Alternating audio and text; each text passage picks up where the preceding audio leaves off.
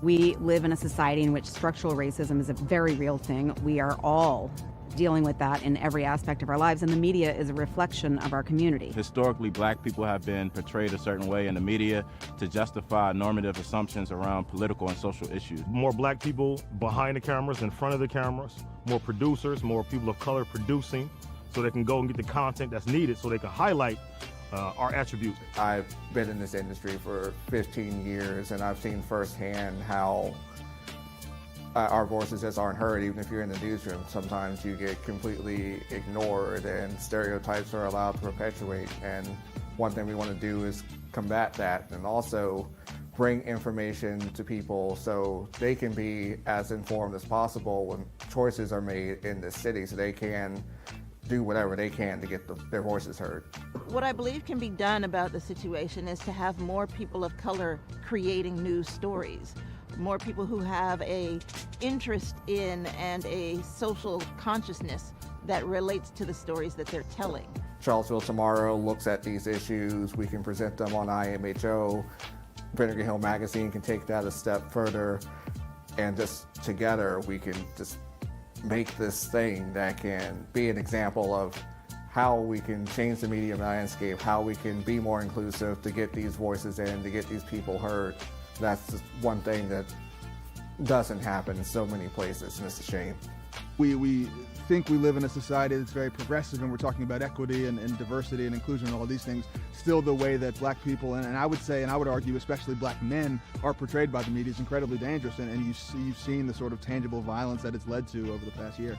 The community can support the SIM project by first and foremost giving us an opportunity.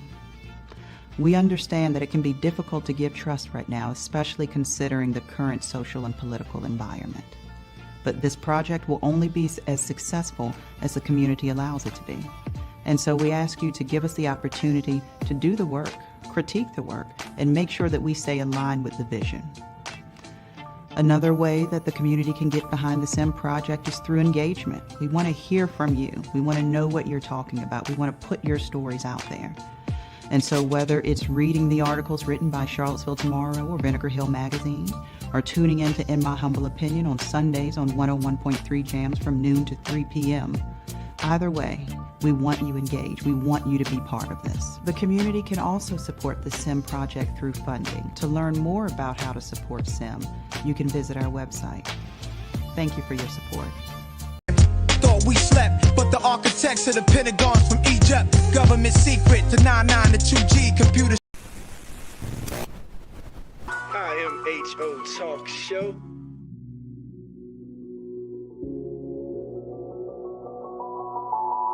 Sir Charles, Miss Max Razor.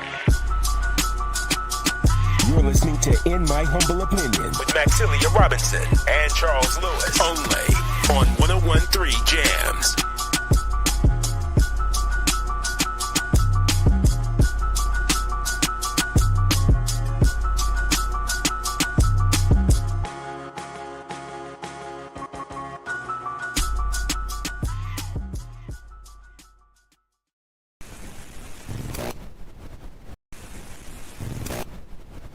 IMHO Talk Show.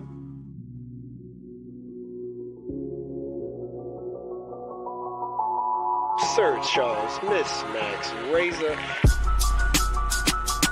You're listening to In My Humble Opinion with Maxilia Robinson and Charles Lewis, only on 101.3 Jams.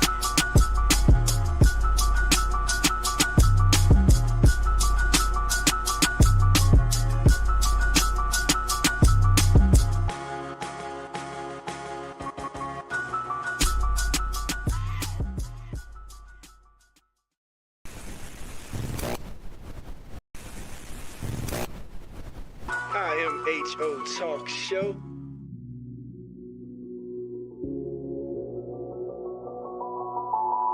Sir Charles, Miss Max Razor.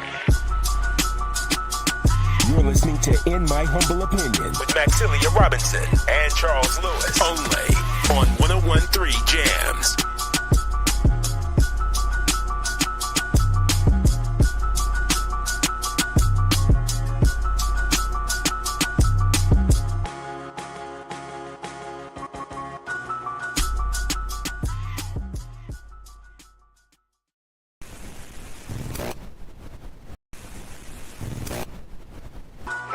IMHO Talk Show.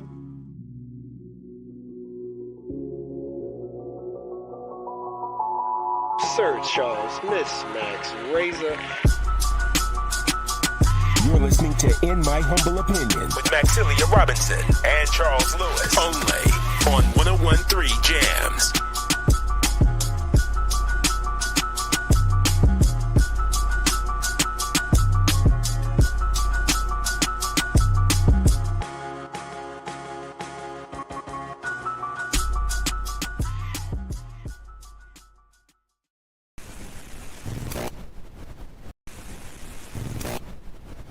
IMHO Talk Show.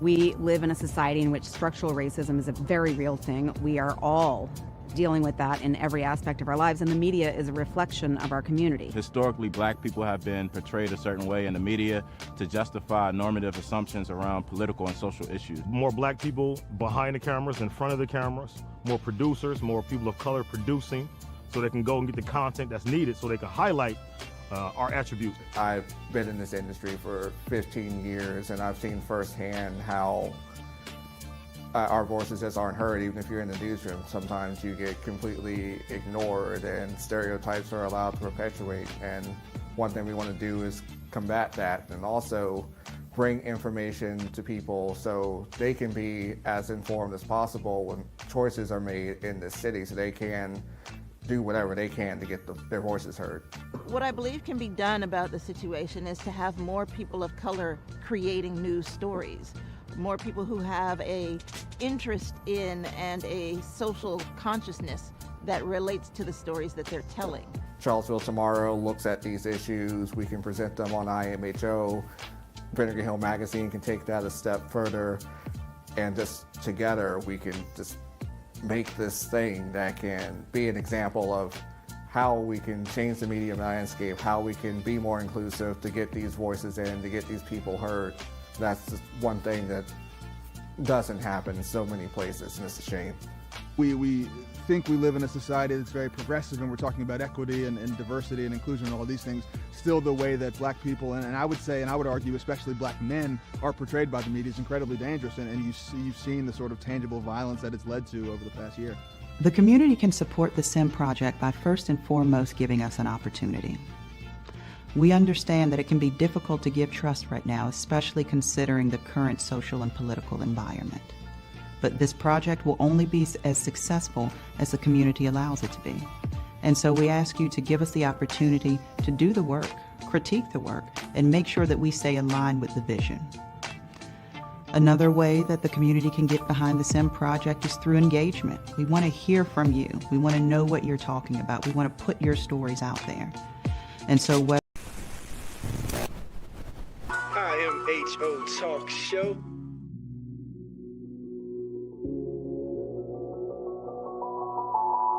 Sir Charles, Miss Max, Razor. You're listening to In My Humble Opinion with Maxilia Robinson and Charles Lewis. Only on 101.3 Jams.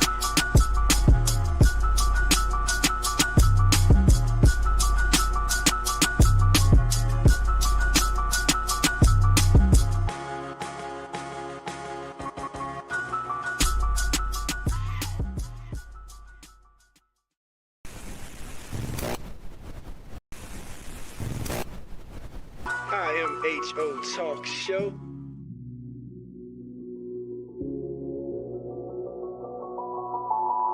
Sir Charles, Miss Max, Razor. You're listening to In My Humble Opinion with Maxilia Robinson and Charles Lewis. Only on 101.3 Jams.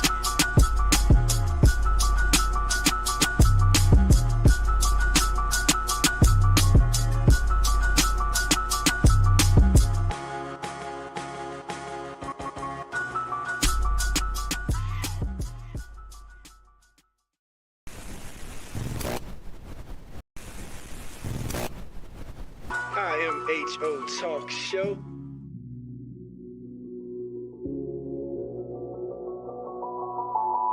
Sir Charles, Miss Max Razor. You're listening to In My Humble Opinion with Maxilia Robinson and Charles Lewis. Only on 101.3 Jams.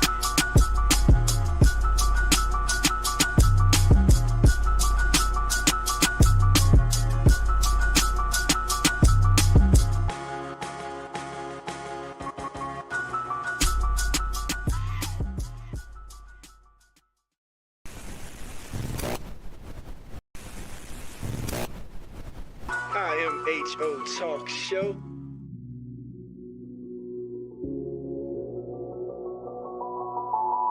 Sir Charles, Miss Max Razor. You're listening to In My Humble Opinion with Maxilia Robinson and Charles Lewis. Only on 101.3 Jams.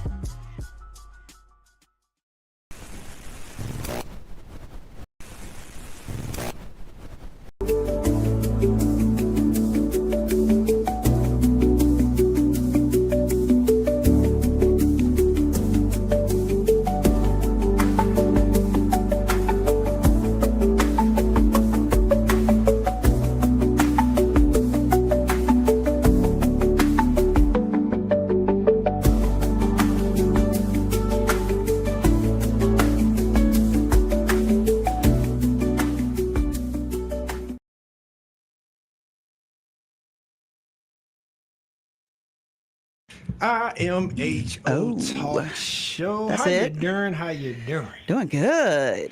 Well. What do we have here? It's Another Sunday. Sunday. That's right. That's right. Because you could be anywhere in the world, but you are here with us, and we For sure. certainly appreciate it. Mm-hmm. Sir Charles. Miss Max. In the booth in the building You one know. more again. And it's Max. Mm-hmm. The 3 hours, when you're planning for it, it's like, that's a long time. Mm-hmm. When you get started, you're like, this ain't enough time. For real. To Yep. cover all that's going on in the world. But I think ultimately, right, we gotta take Seville to the world and bring the That's world right. to Seville. Yeah. What is most important? What do the people want to talk about? Yeah. Right. And the thing that's most great about that is that the 3 hours get filled so easily because we got a lot of good content, a lot of great people in and around our community that are willing to come in and talk to us about the big topics these days. So facts. And always got to shout out our people. So much good stuff is going on in our community. So Right. like we'd be remiss if we didn't mention that, and don't want to miss anything. But I would say look on your social medias, y'all, because there's so much good giving back. It's the holiday season, and like we operate as a community, I would say on a pretty regular basis, but particularly That's right. Thanksgiving and Christmas, you got turkey drives, food donations and drives, toy and gift drives, all over the place. So definitely follow our page and follow the partners in the community pages to make yourself feel good. That's Max, right. I truly believe when we don't focus on ourselves so much, like when we're more selfless, right? And we focus on doing what's best for the whole instead of the part for the individuals, do it for the whole. Yeah. People are surprised how that gives you joy. You know what I think about Max? This is what I want you to good. like sometimes people misconstrue giving, like when Right. it comes to church offering and stuff. Yeah. Okay. Now, of course, there's some For the building fund. yeah, right. Now, don't get me wrong. Like, of course, there's some folk out there that misuse that side of scripture and all that stuff. Right. And but when it's done in a good spirit, when it's done right, you get blessed by giving. That's right. and by That's true. caring. That's true. I mean, if Yeah. your heart's in the right place, right? And that's important whether you think so or not. We shouldn't be doing these things for selfish reasons, but you should truly have a heart for the people and for what you are doing, despite how they might receive the act or respond to it. If you did you did what was right in your actions, that you can hang your head on that. Before we move forward, Charles, What we because got? I What you don't got? think we actually mentioned the recent passing of Mr. Eugene Williams, Thank you for that. which is a pillar in the Charlottesville community. And I did not know him well, but I've certainly heard of his work and realized the significant impact and what he meant to the Charlottesville community, the Black community in the city of Charlottesville. And so I would like to take the opportunity to hold a brief moment of silence in honor of his living and the legacy he left here.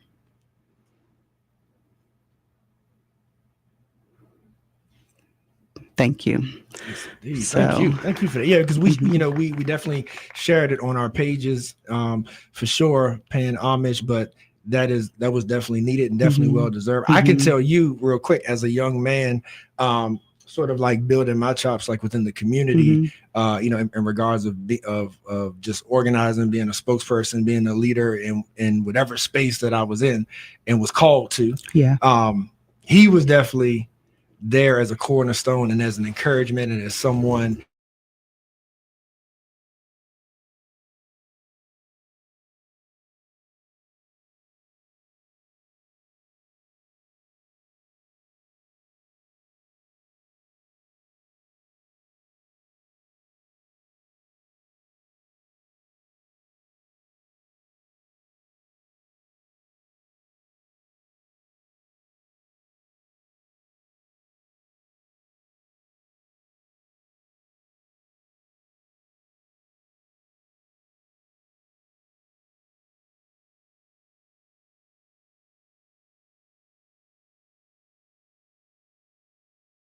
at least that's my hope anyway, to leave something that someone else can stand on and reference as far as their future. So good stuff. But that being said, it's a time to rejoice though, right? That's right. It's like you sad for the passing, but at the same time, you believe good folks are in a better place in that peace of that rest. So that's why we call it good news, Max. That's why we call it the word on the street, shouting out our good people and starting to show off with some inspiration, like our man Remy would say, attitude check, right? And he used some choice words when he be in live shows that we can't say on FCC airwaves, right? But that is what it is. And Max.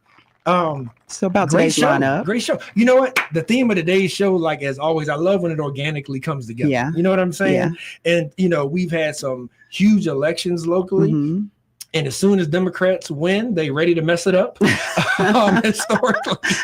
But that's why, this show, we had some big winners, local winners. We had history-making winners. And so the show just kind of came together with folks being available and wanting to come on to talk about their wins and where we go. Right? That's most important. Right. And I think hopefully people have learned that that's what we try to do, Max, is we want to have good, fun conversations, serious sometimes, but ultimately, like, where do these conversations go from there? Like, you know what I mean? Like, it's not enough to just talk. It's not enough to just self-grandize and pat each other on the back. Right. What's next? Yeah. What's next? Right.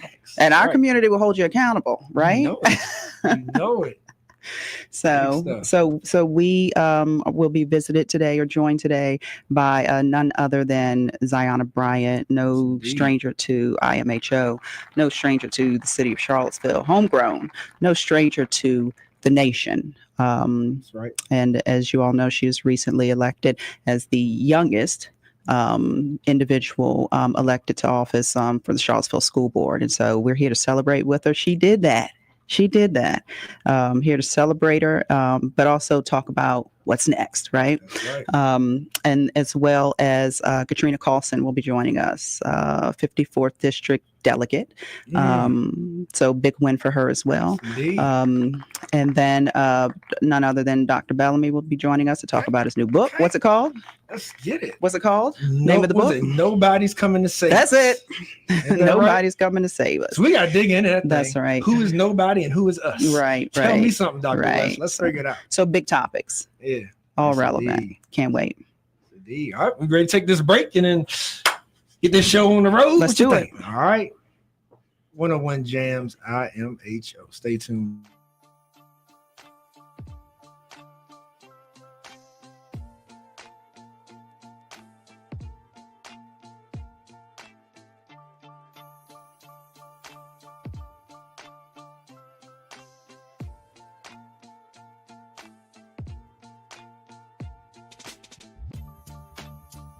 We live in a society in which structural racism is a very real thing. We are all dealing with that in every aspect of our lives, and the media is a reflection of our community. Historically, black people have been portrayed a certain way in the media to justify normative assumptions around political and social issues. More black people behind the cameras, in front of the cameras, more producers, more people of color producing, so they can go and get the content that's needed so they can highlight our attributes. I've been in this industry for 15 years, and I've seen firsthand how our voices just aren't heard. Even if you're in the newsroom, sometimes you get completely ignored and stereotypes are allowed to perpetuate. And one thing we want to do is combat that and also bring information to people so they can be as informed as possible when choices are made in this city, so they can do whatever they can to get their voices heard.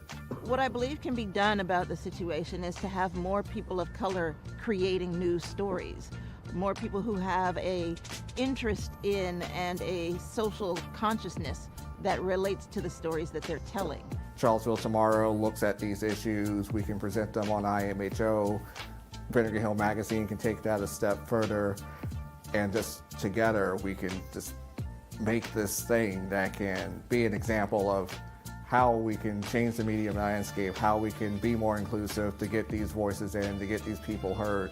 That's just one thing that doesn't happen in so many places, and it's a shame. We think we live in a society that's very progressive, and we're talking about equity and diversity and inclusion and all these things. Still, the way that black people, and I would say, and I would argue especially black men, are portrayed by the media is incredibly dangerous, and you've seen the sort of tangible violence that it's led to over the past year. The community can support the SIM project by first and foremost giving us an opportunity. We understand that it can be difficult to give trust right now, especially considering the current social and political environment.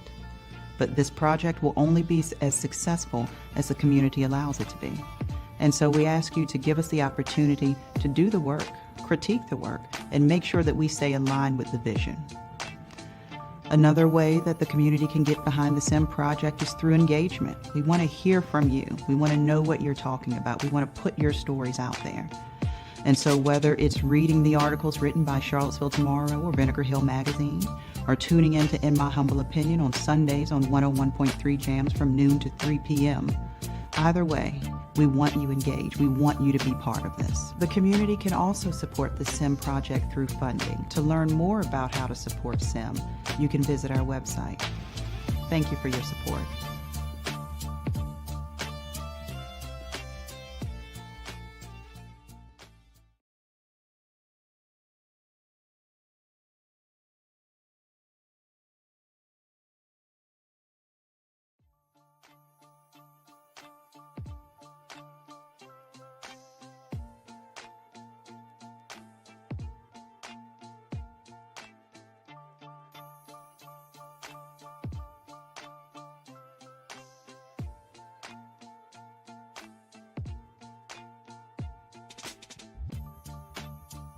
We live in a society in which structural racism is a very real thing. We are all dealing with that in every aspect of our lives, and the media is a reflection of our community. Historically, black people have been portrayed a certain way in the media to justify normative assumptions around political and social issues. More black people behind the cameras, in front of the cameras, more producers, more people of color producing, so they can go and get the content that's needed so they can highlight our attributes. I've been in this industry for 15 years, and I've seen firsthand how our voices just aren't heard. Even if you're in the newsroom, sometimes you get completely ignored and stereotypes are allowed to perpetuate. And one thing we want to do is combat that and also bring information to people so they can be as informed as possible when choices are made in this city, so they can do whatever they can to get their voices heard. What I believe can be done about the situation is to have more people of color creating news stories. More people who have a interest in and a social consciousness that relates to the stories that they're telling. Charlottesville Tomorrow looks at these issues. We can present them on IMHO. Vinegar Hill Magazine can take that a step further, and just together we can just make this thing that can be an example of how we can change the media landscape, how we can be more inclusive to get these voices in, to get these people heard. That's just one thing that doesn't happen in so many places, and it's a shame. We think we live in a society that's very progressive, and we're talking about equity and diversity and inclusion and all these things. Still, the way that black people, and I would say, and I would argue, especially black men, are portrayed by the media is incredibly dangerous. And you've seen the sort of tangible violence that it's led to over the past year. The community can support the SIM project by first and foremost giving us an opportunity. We understand that it can be difficult to give trust right now, especially considering the current social and political environment. But this project will only be as successful as the community allows it to be. And so we ask you to give us the opportunity to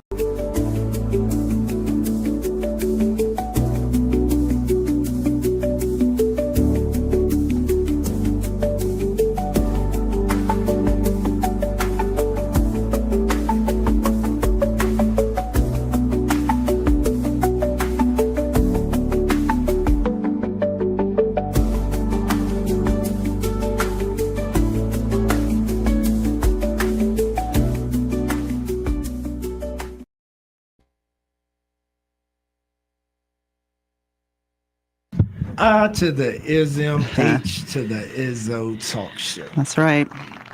That's right.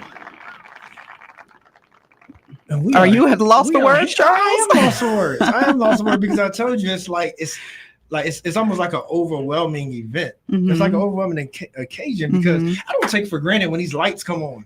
Right. You know, like when the meters start pegging sure. and the red lights start flashing and Kanisha over there counting down and Max staring at me.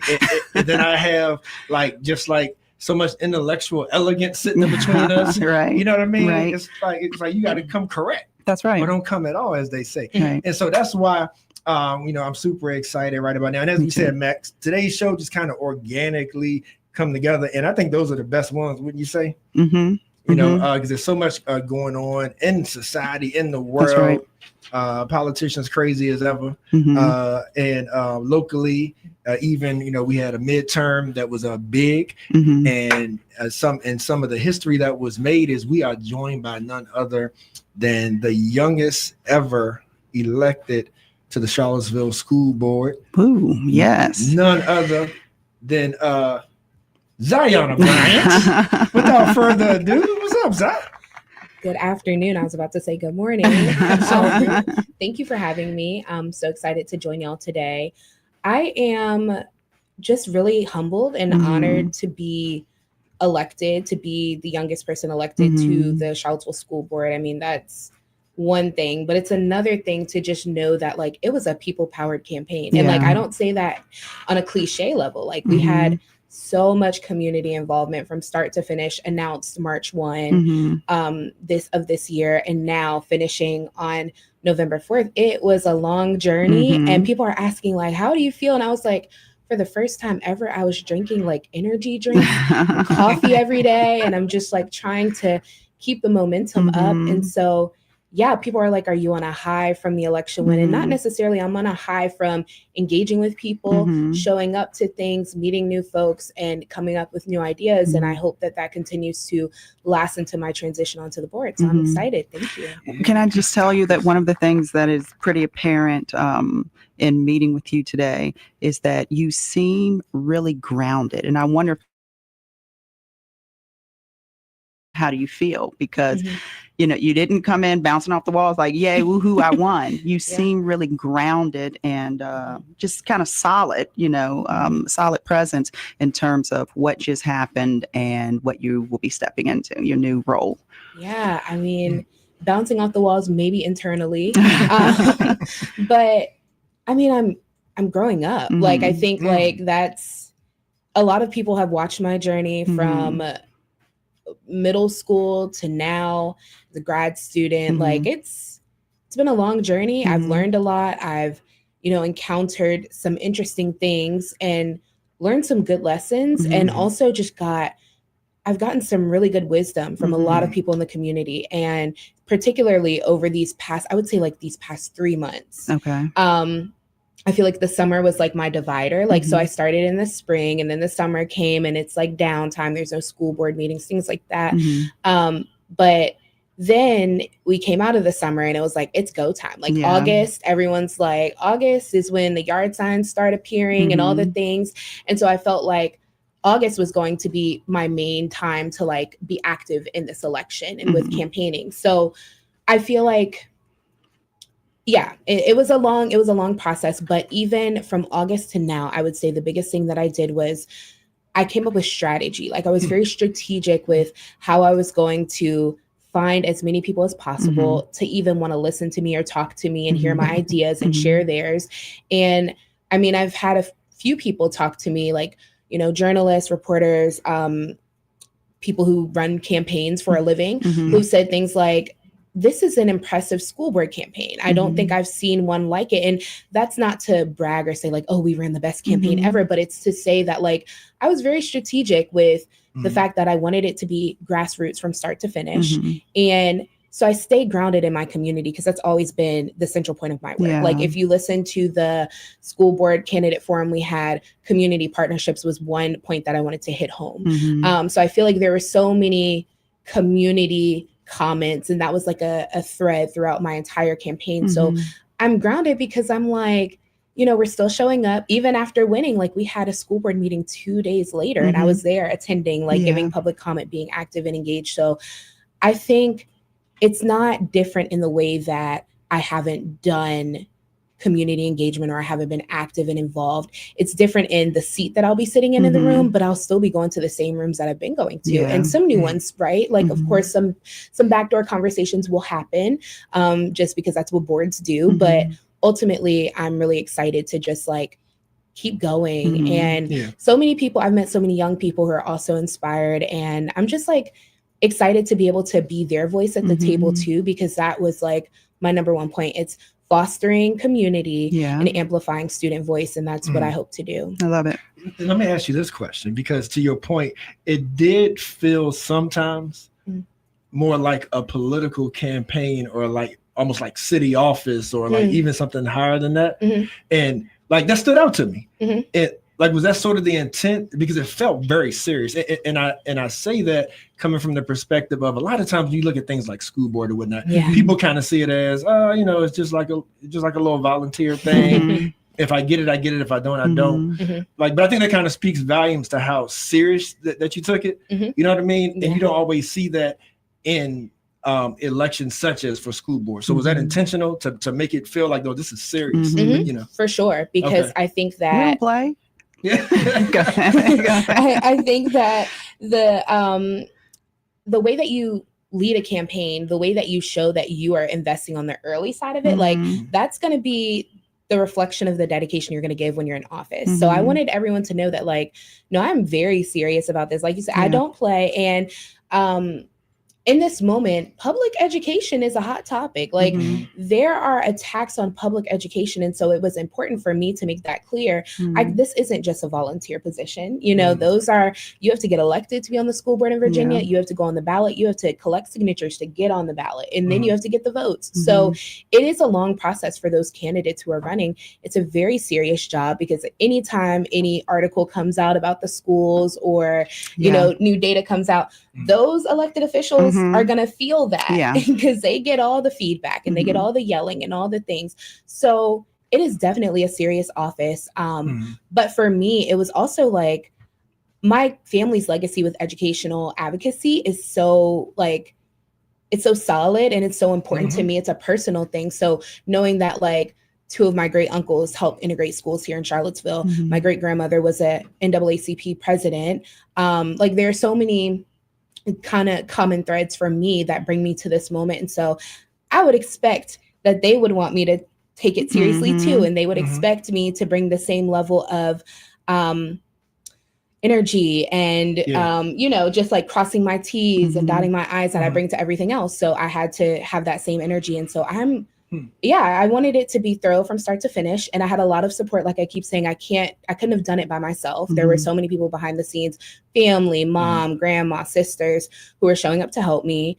My partner, like so many just people who were like solid for me and who were like my rock. And so I'm grateful for them. Yeah. Awesome. So really quickly, Charles, tell us how mom, grandma, and sisters are feeling about your win.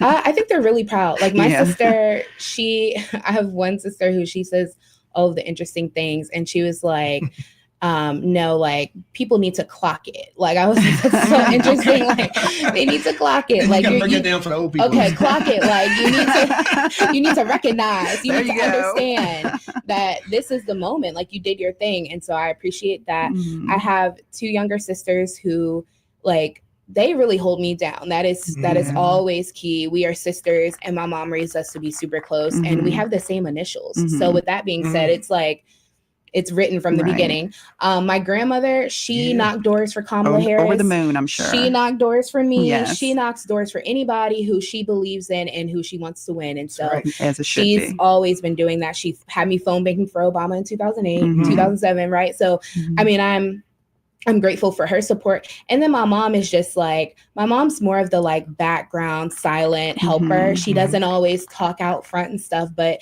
she's always going to make sure things get done the way they need to, things get to where they need to go. And she's always a person who's thinking about the details. So without my grandma, my mom, my sisters, I know I couldn't have done it. And it was so special for Kamala Harris to shout my Nana out because she did put the work in for Kamala. Like we were at brunch the day that it was announced that Kamala would be, the candidate for the Democrat Party. And she was like, oh, we gotta start calling people. She started calling people at brunch, y'all. Like we were sitting there and she called like 3 people like, did y'all hear? And I was like, oh my goodness. And from that point on, she just kept going. So like, that's the energy. Yeah, that's the energy that like I have in my family. So it's natural. It's awesome. We are speaking to none other than Miss Ayanna Bryant, newly elected to the City of Charlottesville School Board. Zara, let's dig deeper into your mindset going into this duty. Because you've worn a lot of hats, of like over your young life, and so you have such an upward trajectory, right? Because you're just getting started, right? Feels like still young, and so how do you compartmentalize though?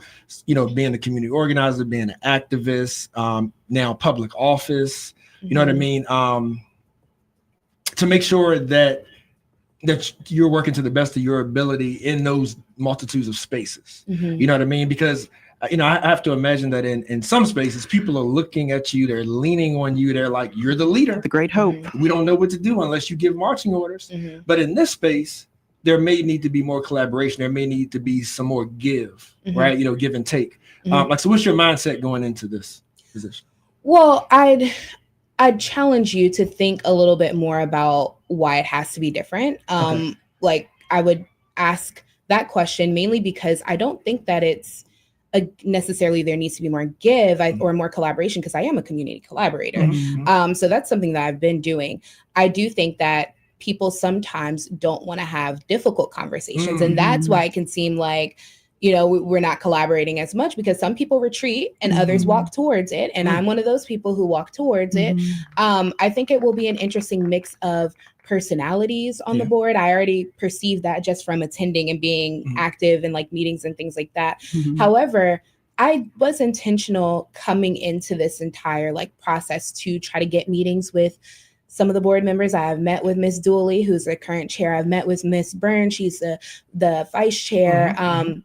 And so still having those meetings, I've talked with Miss Cooper. Like I'm having those meetings and those conversations to try my best to like understand their perspectives and see how we can best collaborate once I'm on the board. But also like, I will say that there are some board members who have been super active in the community and I appreciate their work. I always see Miss Cooper out. I always see Miss Burns out. And so like, naturally I've collaborated with them for a long time.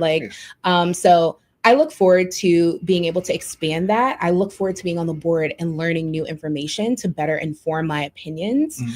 Because right now, as private citizens, we just go to the board meetings. We can read the agendas. We can be active in other circles and spaces, but we don't have all of the information that board members have. So I do imagine that will alter some of the ways that I think about certain things. And I look forward to that. Like that's the good part about it. You're always learning, you're always being enlightened on new things.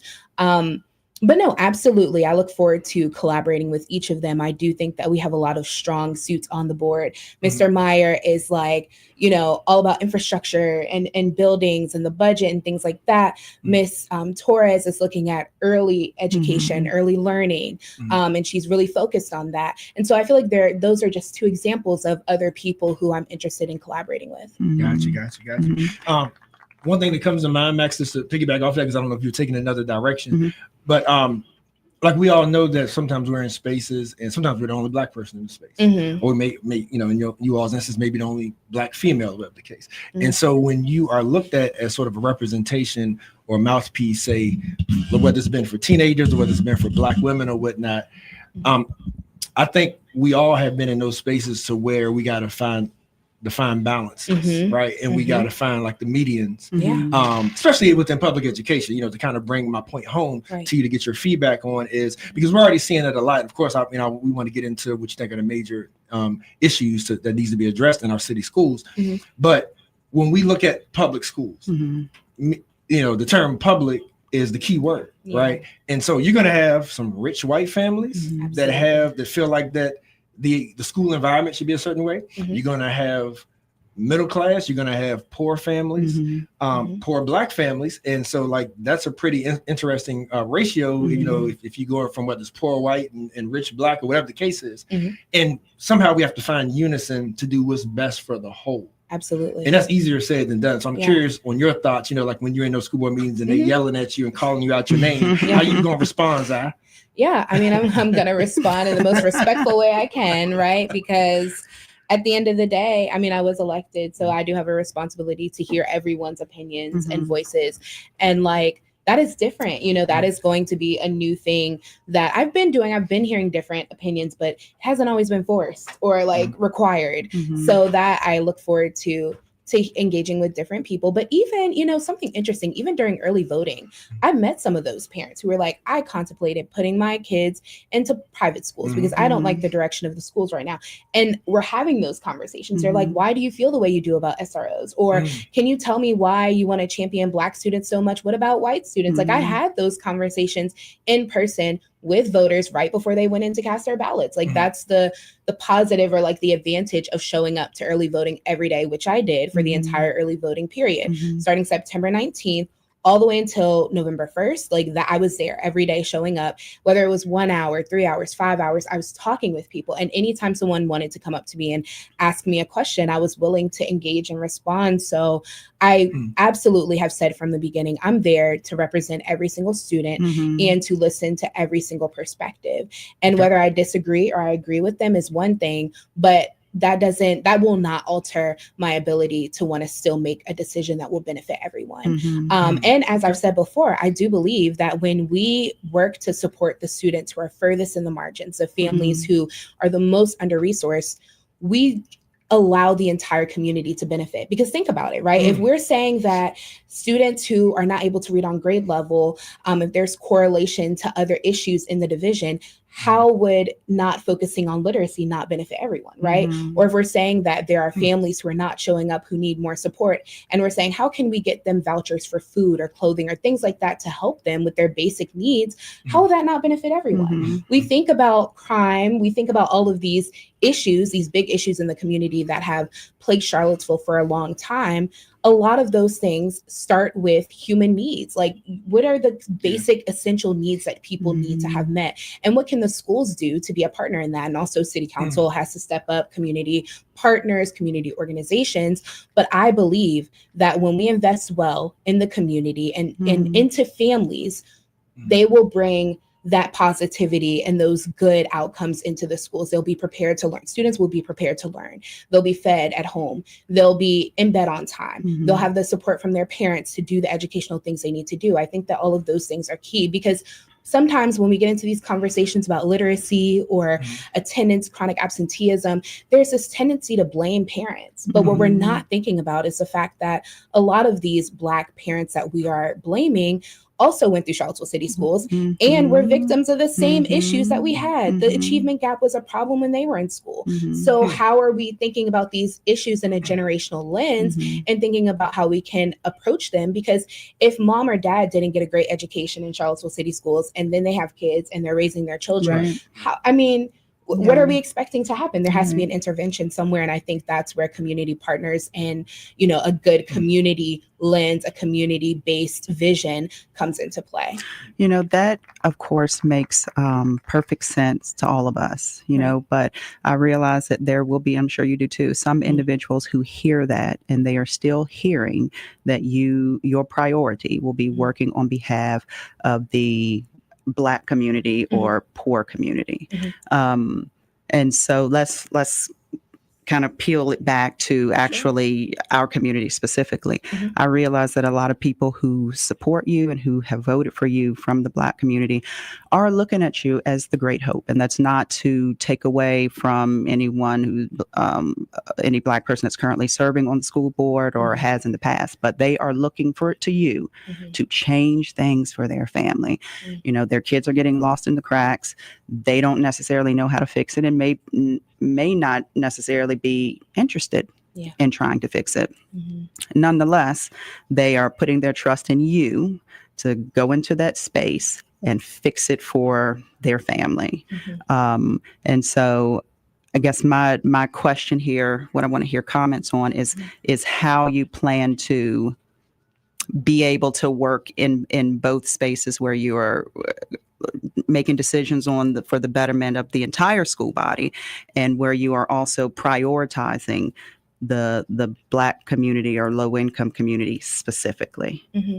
Well, I would invite people to revisit the strategic plan and the stated core mission and values of Charlottesville City Schools. Equity is at the center. So if we think about what equity means and we break that down, then that does look like continuing to think about and keep in mind the students who are furthest in the margins, while also keeping in mind the students who have the most resources, and finding that balance. That's what equity is all about. I am in no one's, what's the word?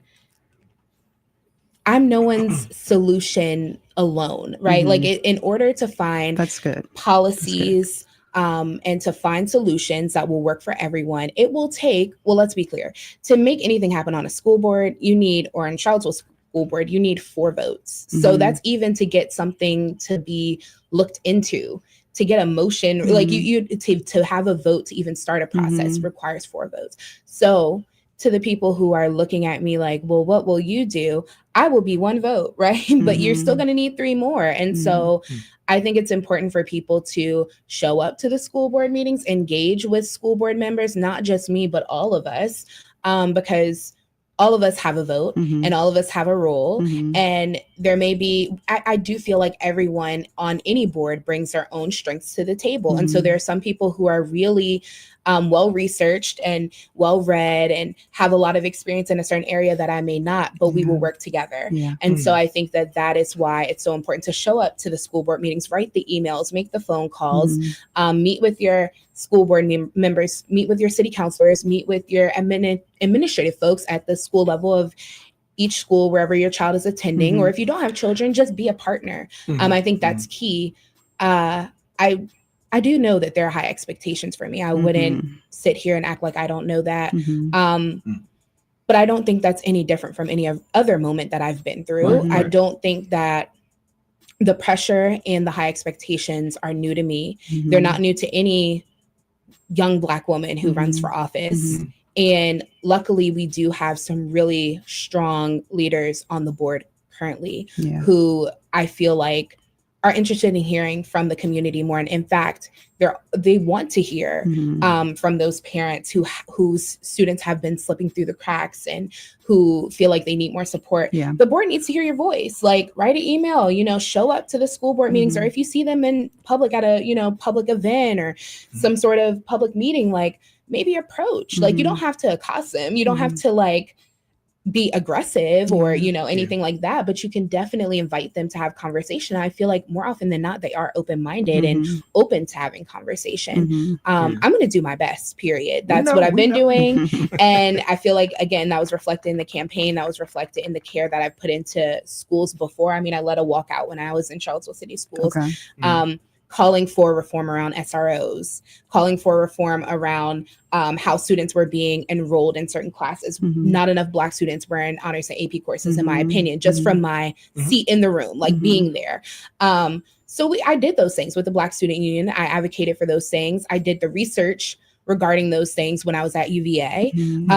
And so I feel like I'm prepared to be able to be at least in the room and on the board to have the conversations, and I will just do my best. But yeah, that's all I feel like I can offer at this moment. It's really going to be a steep learning curve for anyone who's new to coming onto an elected body. So I look forward to leaning in and learning more.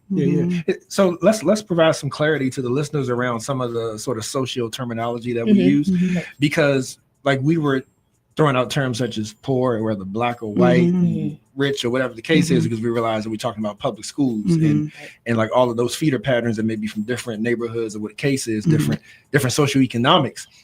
Let's not forget too that we're seeing an influx in our community in Afghan immigrants as well, right? Who speak yet another language, you know, other than like English or Spanish, what have you. So has there, like, what can you tell us about community partnerships, even to bring support mechanisms in the fold, like for that population as well? And you know, because I want to point that out, because a lot of times, like, we have this tendency to think, oh, it's poor Black people that need all this help. You know what I mean? Like, but we have Black people that's in every socioeconomic status, right? And so, like I said, so so I don't want to forget that we have Latinos and we have Afghans and folks like that who are also in different stratus.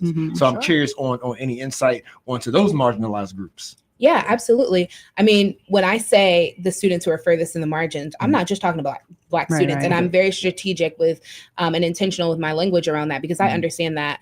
And, you know, we have the IRC, we have like groups like Creciendo Juntos. There are groups that are doing that work to make sure that those groups are getting some support. And so I think the school can continue to be in close partnership with those groups too, because it is unfortunately hard to reach every single part of the community. And that goes for every racial group, every ethnic group.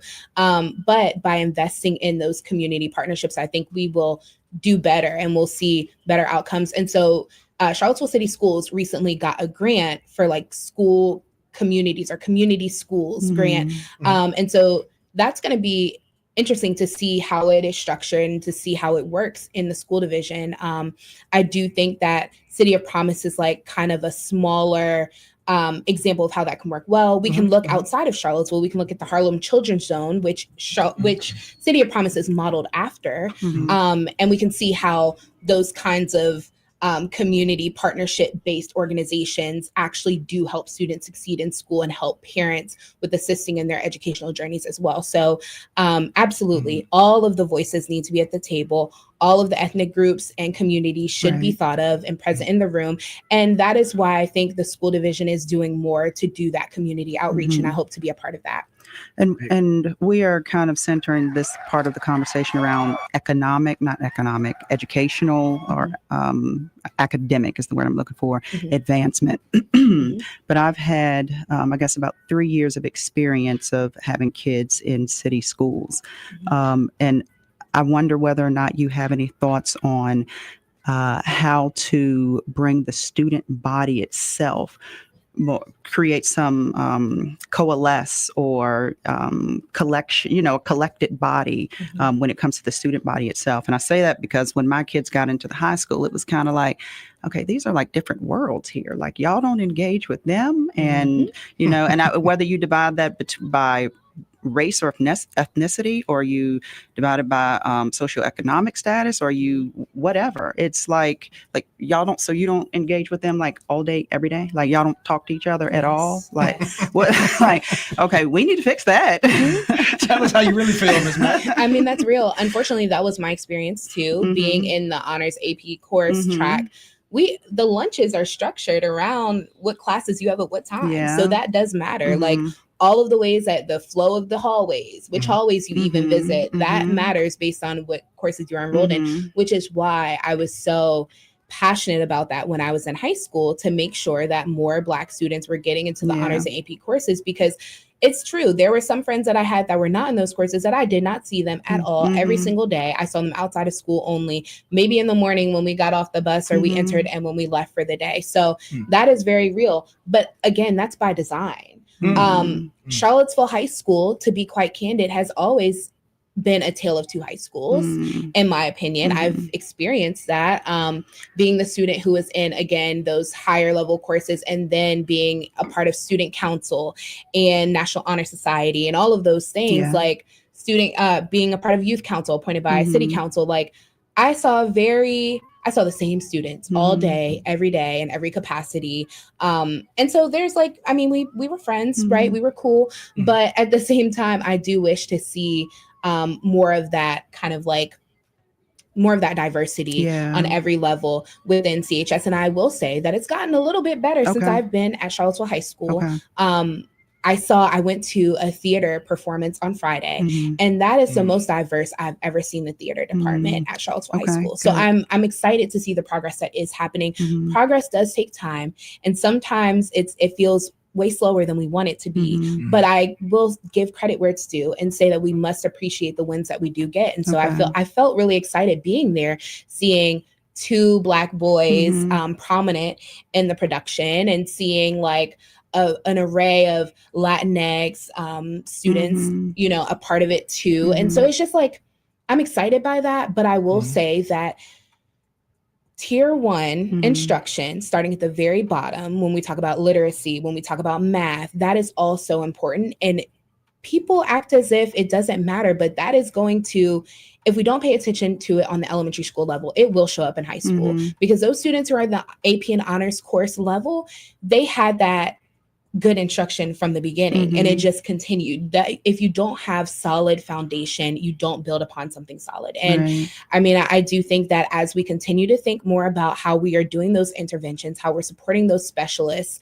on the elementary school level, we will continue to see those trickle down effects later on in their educational journeys. And I can say that I've been through that myself. I started my educational journey out at St. Anne's Belfield, and I have to say that I got a good foundation there. I got a good academic foundation. And though it wasn't the best place for me, I felt socially. And though I feel like if I didn't come into CCS, I wouldn't have some of the experiences that I did, which I'm so grateful for.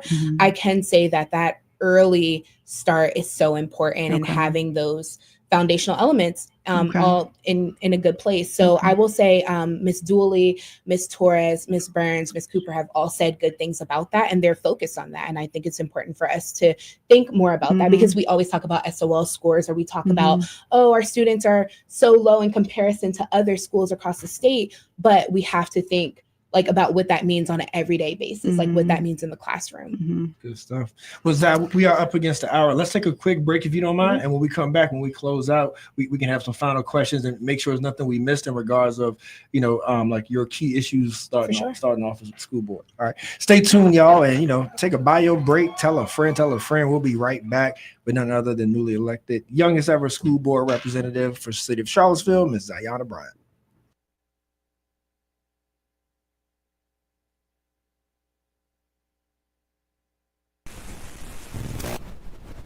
IMHO Talk Show.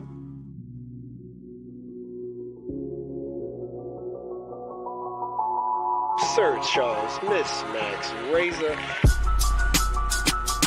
You're listening to In My Humble Opinion with Maxilia Robinson and Charles Lewis, only on 101.3 Jams.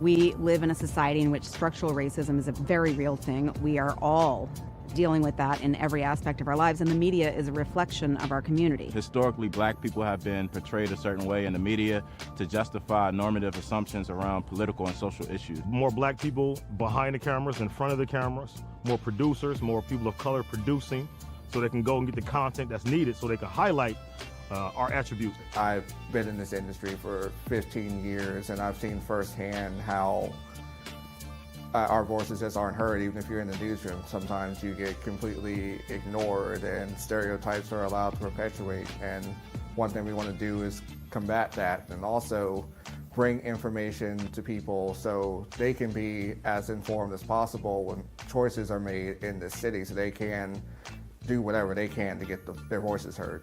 What I believe can be done about the situation is to have more people of color creating news stories. More people who have a interest in and a social consciousness that relates to the stories that they're telling. Charlottesville Tomorrow looks at these issues. We can present them on IMHO. Vinegar Hill Magazine can take that a step further, and just together we can just make this thing that can be an example of how we can change the media landscape, how we can be more inclusive to get these voices in, to get these people heard. That's just one thing that doesn't happen in so many places, and it's a shame. We think we live in a society that's very progressive, and we're talking about equity and diversity and inclusion and all these things. Still, the way that black people, and I would say, and I would argue especially black men, are portrayed by the media is incredibly dangerous, and you've seen the sort of tangible violence that it's led to over the past year. The community can support the SIM project by first and foremost giving us an opportunity. We understand that it can be difficult to give trust right now, especially considering the current social and political environment. But this project will only be as successful as the community allows it to be. And so we ask you to give us the opportunity to do the work, critique the work, and make sure that we stay in line with the vision. Another way that the community can get behind the SIM project is through engagement. We want to hear from you. We want to know what you're talking about. We want to put your stories out there. And so whether it's reading the articles written by Charlottesville Tomorrow or Vinegar Hill Magazine, or tuning in to In My Humble Opinion on Sundays on 101.3 Jams from noon to 3 p.m., either way, we want you engaged. We want you to be part of this. The community can also support the SIM project through funding. To learn more about how to support SIM, you can visit our website. Thank you for your support.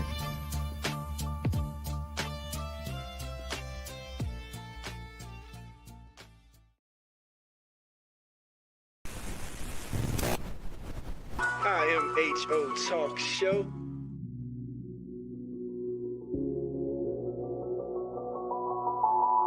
Sir Charles, Miss Max Razor.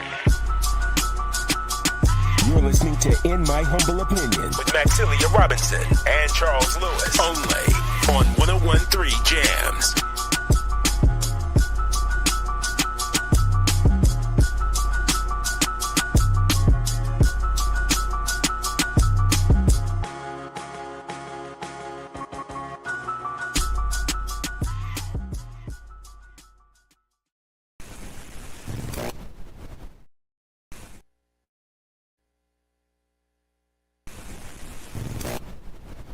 IMHO Talk Show.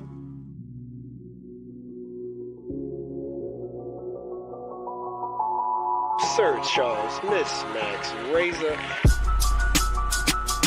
You're listening to In My Humble Opinion with Maxilia Robinson and Charles Lewis. Only on 101.3 Jams.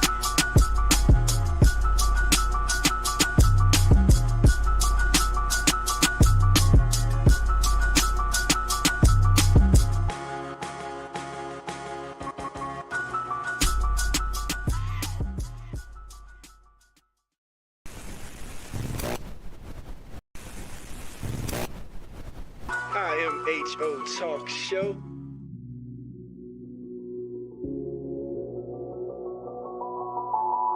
Sir Charles, Miss Max Razor. You're listening to In My Humble Opinion with Maxilia Robinson and Charles Lewis. Only on 101.3 Jams.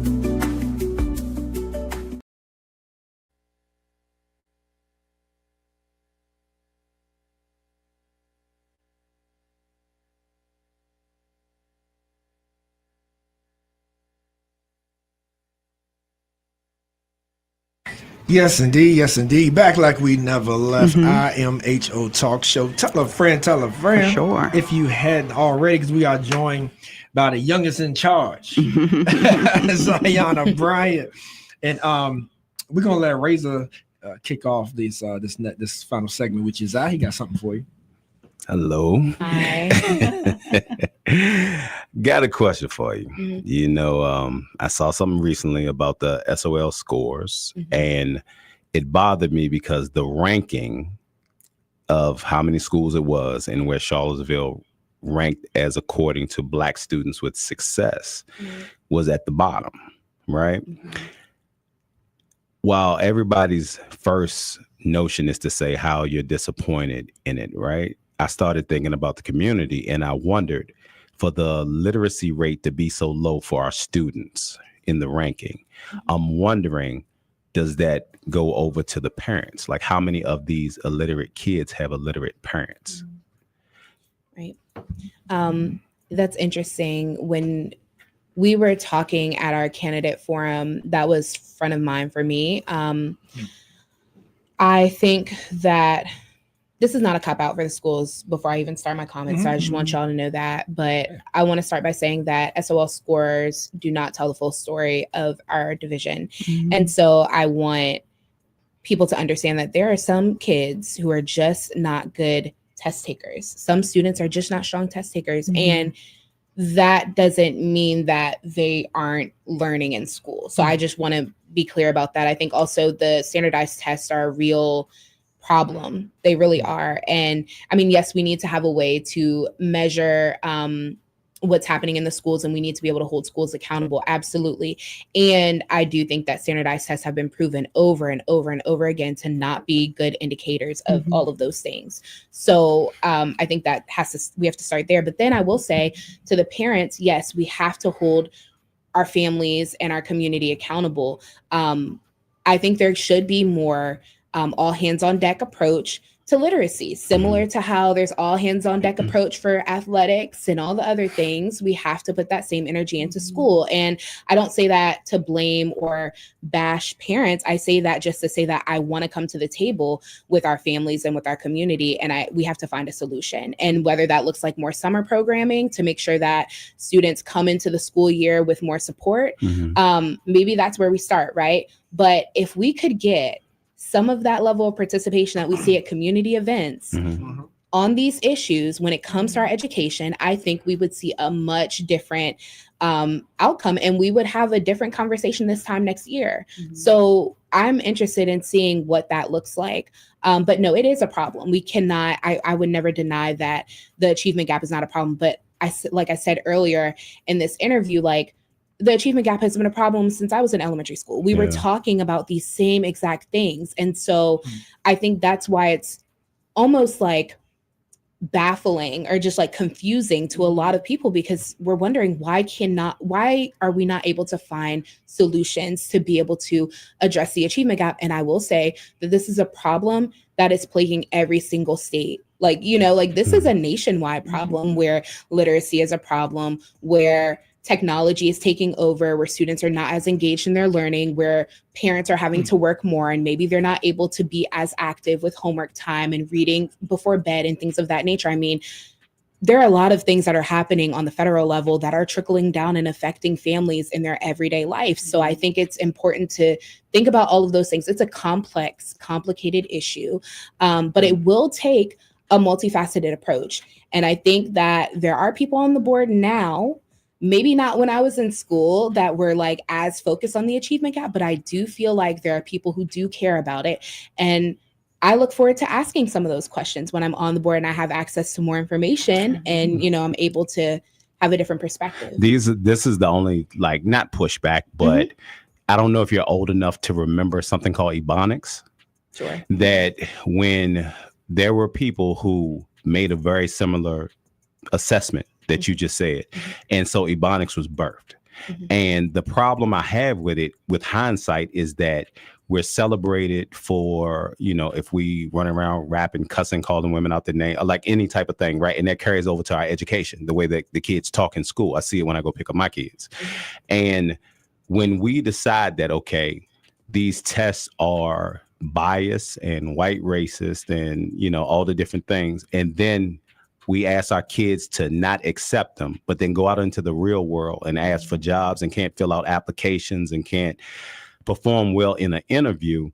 It's kind of confusing. And I think part of the problem why we were such great creators for America's history and not so much anymore besides the Dougie and the line dancing and everything else is because our family dynamic is messed up. Like, we have more children that I believe, in my humble opinion, that the majority of these children that are failing come from single parent households that don't have the dynamic where mom can be the nurturer and not have to be everything. And then dad is being portrayed in society as a deadbeat just because him and mom may not have worked out. And then the kids aren't allowed to express themselves without being labeled as having a problem, being put on Ritalin and ADHD medicine and being depressed. And it's just so many things that go into being a Black child that affects us in different ways that we're not always able to speak about. Because, and I say this in the most humble way to all my people that don't look like me,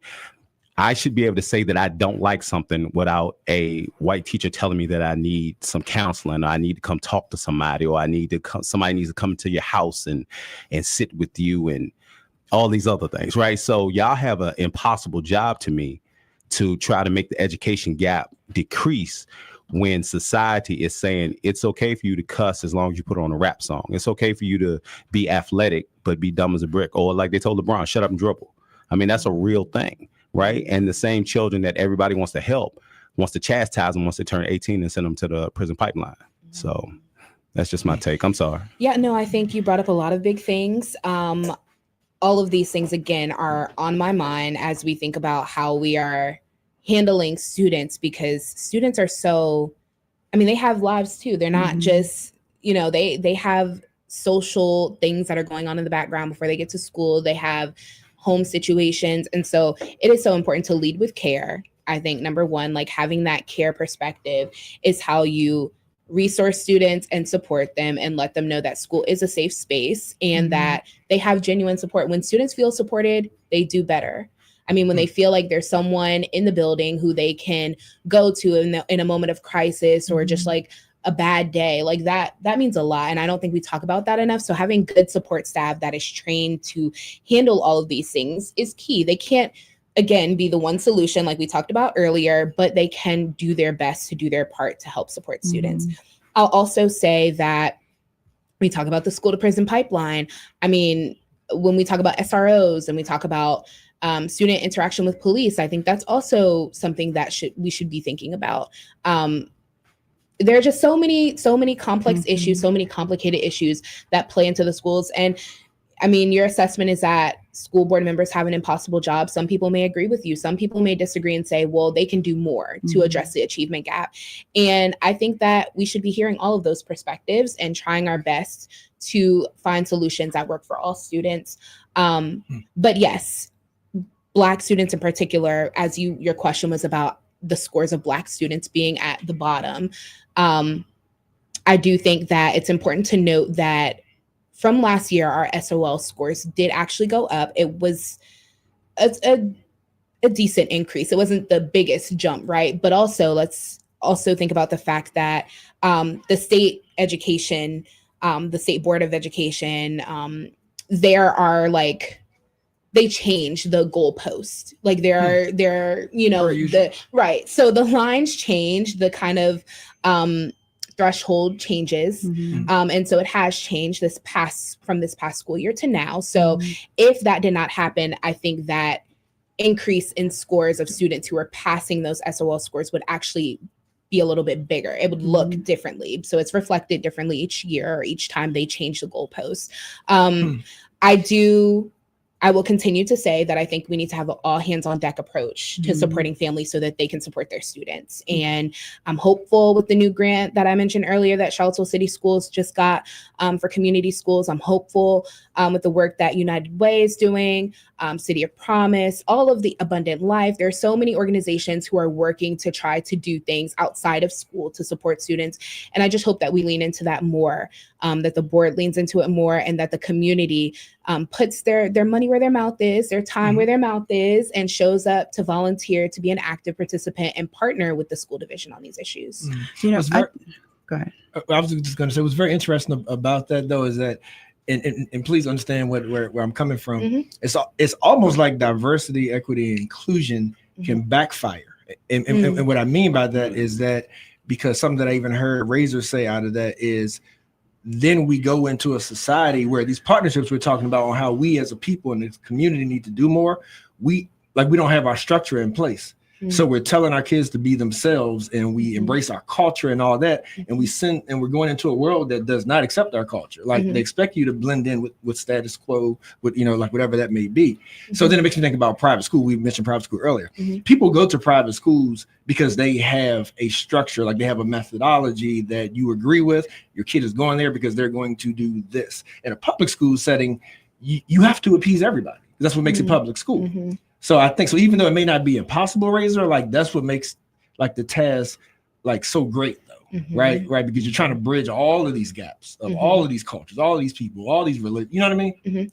So I don't know if it's DEI backfiring. I will say that for every moment of social change that we can point to in our nation's history, there's always a response. When we had integration, we had massive resistance. When we have 2020, the protests, we have Black people organizing collectives, mutual aid, we see pushback, we see criminalization of those efforts. So if we pay attention to the history of how progress really works, people say that time is circular, history is circular, because for every time we find advancements, we find solutions to issues, the problem then morphs into something different. And so that is why, again, I think the achievement gap issue is so hard. Again, this is not an excuse for why the scores have looked so bad for so long when it comes to standardized testing in Black students. But I will say that for every time there's a little bit of progress, we see another challenge. And so it's important to keep that in mind. So I am a full supporter of DEI. I've said that in every space. I will continue to say it because diversity is key. Our schools are already diverse. Charlottesville High School is one of the most diverse high schools in our area. Inclusion is key because students need to feel like they're included in the space. Equity, again, is already a stated goal of Charlottesville City Schools. So I believe that all of those things should remain central to the work moving forward. Agree. Yeah, I was just going to mention that the lens that I see mostly anything, and as far as I view the world, is that of like a human-centered one. And so I do hear y'all talking about SOL test, standardized test, and numbers and this, that, and the other. But all I visualize is the human being, the little kid whose life gets decided for him, who ends up on drugs, shot, or in jail, who ends up living a life well below what he can actually accomplish just because of the lack of support, resources, what have you. And so I mention that because, like Razor, I read a report that the city spends more dollars per student, budgets maybe more dollars per student than those in its region, maybe even across the state. And apparently that's still not working because it has not improved the achievement gap.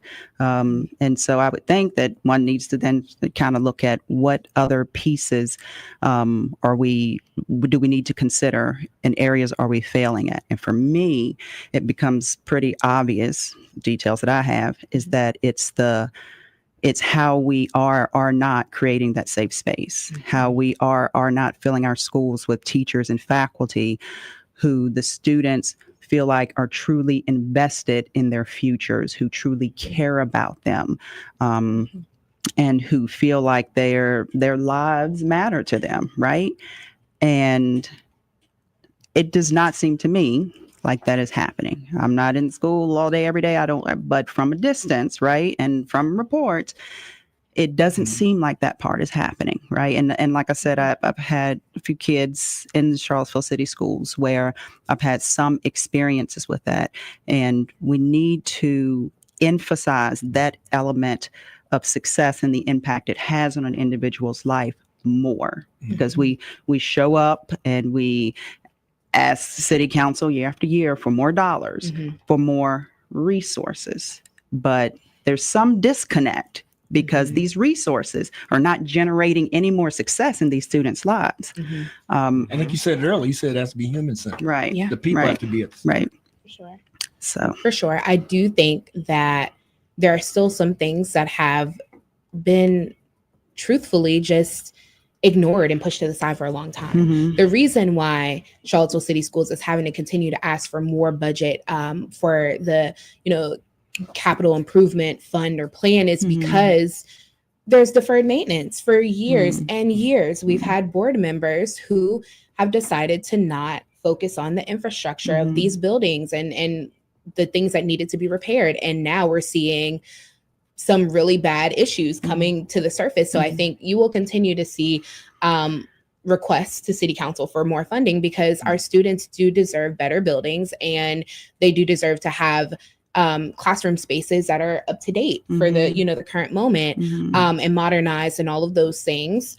So that is a part of the equity work too. We need our schools to be to actually be conducive for learning. I will say that to your point, though, it feels like there are some things that haven't worked despite the high spending per pupil. And I will say that from my vantage point, there should be some questions asked about how resources are being spent and allocated. But I think that comes from, I think City Council can have more accountability for Charlottesville City Schools if there's a closer relationship. But as of now, it feels like I've been to some of those budget work sessions and meetings. It feels like the conversation is pretty much just about the budget. But if there's a closer communication and partnership between City Council and school board, which there should be, in my opinion, I think we'll see some different strategies around spending and a little bit more transparency or clarity about where we are with that. So I would support that. And I said that before too. I do think that there should be a closer connection with school board and City Council, more collaboration there. And even because most of the issues we've mentioned this today are not controlled by the school board. Like these are issues of resources in the community for families. These are issues of like local economics, like the local economy, so that's bigger than the purview of the Charlottesville City School Board, right? So that's why they need to have a closer connection and work closer together on these issues.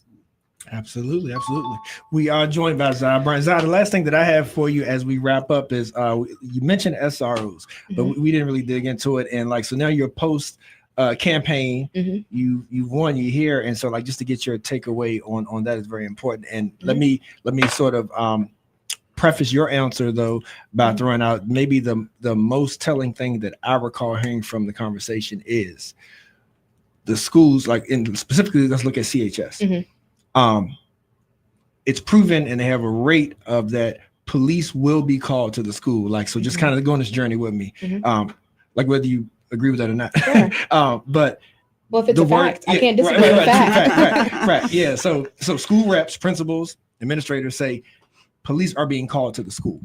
So the number one support that I hear of why it's not a bad idea is that wouldn't you want an officer to have built a relationship with students versus it looked like police are just storming your school and it'd be a stranger.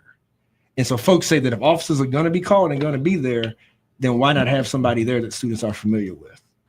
So that stood out to me when I heard these conversations. So I'm curious on your take and opinion now about SROs.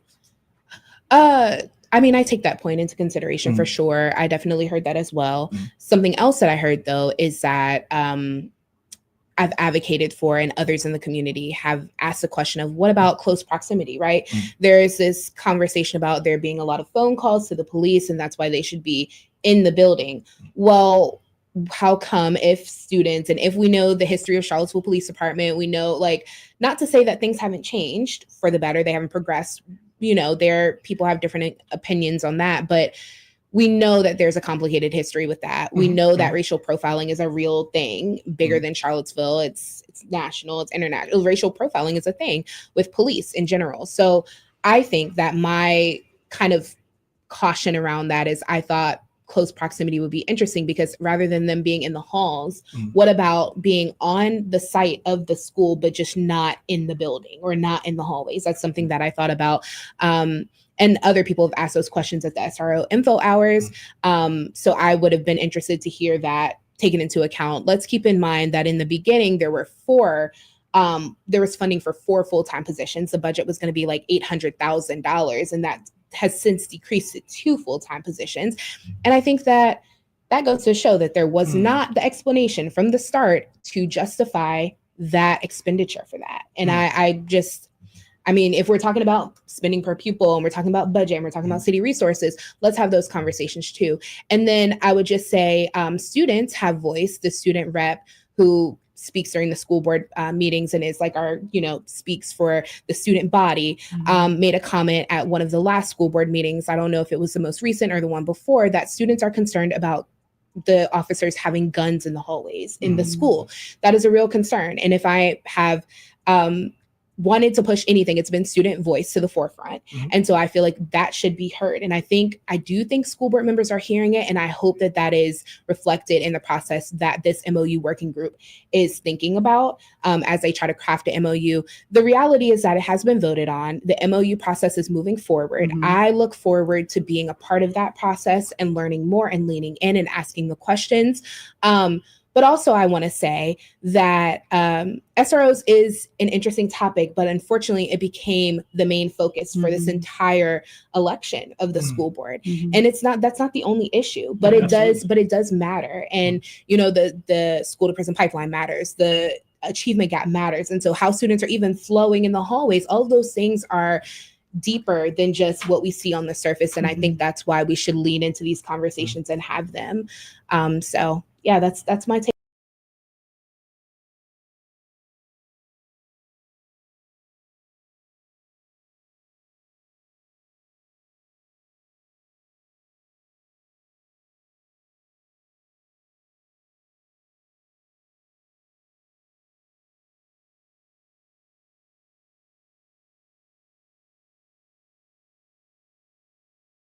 Where folks can come hear from you or give feedback, you tell the folks how to reach you. Well, I come onto the board in January, okay. So there won't be any public hearings or anything like that until after January, but I'm always accessible, happy to be in conversation with folks. I feel like I get emails all the time, so apparently people know how to find me. But my campaign website is still up and contact info is on there. So if anyone wants to learn more about my positions, my priorities that we didn't have the chance to get to today, you can find them at ZianaBryantForCCS.com and reach out. There's contact info on there. I'd love to be having these conversations. Let me just manifest something real quick. So Kamala Harris runs for the presidential election again, and she wins, and then she hires Ziana Bryant to serve on her administration. Let me just put that out there in the atmosphere. She called you, right? All we can do is hope. Yes. So she did call me last week. I was at CHS for the food pantry to drop off some items there. And I got a no caller ID call, and it was like 3-something on a Tuesday. So I'm like, who is calling me at this time? And so I answered it, and I was like, hello. And they were like, is this Ziana Bryant? And I was like, well, yes, it is. And then I was like, who is this? And I couldn't hear, technology. I was trying to connect to my car and stuff. And then I didn't hear it. So she said, Kamala Harris. And I said, who? And she said, Kamala Harris. And I said, oh, and then it started to click. And I was like, oh, this is the Kamala Harris. So, I'm definitely grateful that she's paying attention to a school board race in Charlottesville, Virginia. I mean, but also Charlottesville is a big deal. Charlottesville has a lot of great things that are going on and a lot of good work, and people are paying attention to that. So that encourages me and makes me hopeful for the future. And also just that every vote matters, every vote counts, from your top of the ballot races, your gubernatorial elections and things of that nature, all the way down to your school board races. It matters to have people run for office who have good ideas and who want to make change. And I'm just grateful that she is even paying attention to that and took the time out of her busy schedule, because she's like on a book tour right now, to call me and to congratulate me, and just even to like talk to me about a few things, like why was I running, or how does it feel? Like, it was a very personal conversation, and that was like, that blew my mind too, because it wasn't just like congrats, hang up. It was, she was interested in hearing about what I had going on. I was telling her that evening I was going to the 100 Black Men of Central Virginia's meeting, and she was like, so at the end of the call she's like, oh, be on time to your meeting. And I was like, yep, just making a stop and on my way there. Like, it felt like she cared, and that she continues to care. And you know, I pray that she continues to do her thing, and that we continue to benefit from all of the things that she's done. Madam Vice President I don't think she's done. I don't know what's next for her, but I do know that her time as a vice president really inspired a lot of young people. And that is why I think we're seeing such a diverse crowd of young people running for office all across the country. So that's encouraging, inspiring, and I look forward to doing my part here on the local level. And you was like, quit playing. It's a telemarketer. I know. I was like, no Hang up caller and call ID. back That's real quick. restricted. Your little sister or That's something star playing. 67. Yeah. So But did she remind you that these MFers are crazy? It should remind you of that, because the world need to remember that these MFers, just like she said. She said there are some good things going on and some bad things going on. Those were her words. And I agree. All right, Ms. I, thank you as always. Thank And you know, we never can get to everything in one setting, but it just gives us reason to keep inviting you back. Sorry. Yeah. Thank you. We're gonna have you back whether you like it or not. Thanks so much. I Thank you, appreciate Zi. it. All right, y'all stay tuned. IMHO. Who next, Max? We got somebody waiting for us. Katrina? Yeah, Delegate Carson, 54th District, another win. So we're going to keep the good times rolling. IMHO Talk Show.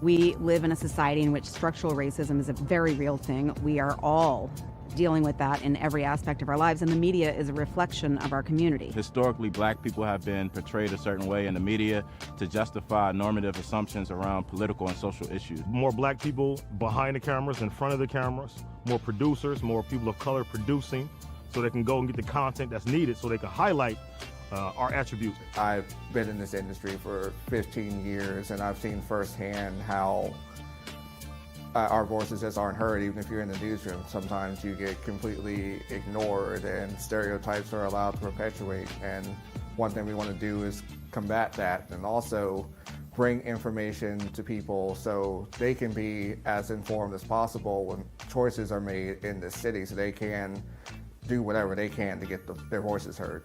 What I believe can be done about the situation is to have more people of color creating news stories, more people who have a interest in and a social consciousness that relates to the stories that they're telling. Charlottesville Tomorrow looks at these issues. We can present them on IMHO. Vinegar Hill Magazine can take that a step further, and just together we can just make this thing that can be an example of how we can change the media landscape, how we can be more inclusive to get these voices in, to get these people heard. That's just one thing that doesn't happen in so many places, and it's a shame. We think we live in a society that's very progressive, and we're talking about equity and diversity and inclusion and all these things. Still, the way that Black people, and I would say, and I would argue especially Black men, are portrayed by the media is incredibly dangerous, and you've seen the sort of tangible violence that it's led to over the past year. The community can support the SIM project by first and foremost giving us an opportunity. We understand that it can be difficult to give trust right now, especially considering the current social and political environment. But this project will only be as successful as the community allows it to be. And so we ask you to give us the opportunity to do the work, critique the work, and make sure that we stay aligned with the vision. Another way that the community can get behind the SIM project is through engagement. We want to hear from you. We want to know what you're talking about. We want to put your stories out there. And so whether it's reading the articles written by Charlottesville Tomorrow or Vinegar Hill Magazine, or tuning in to In My Humble Opinion on Sundays on 101.3 Jams from noon to 3 p.m., either way, we want you engaged. We want you to be part of this. The community can also support the SIM project through funding. To learn more about how to support SIM, you can visit our website. Thank you for your support.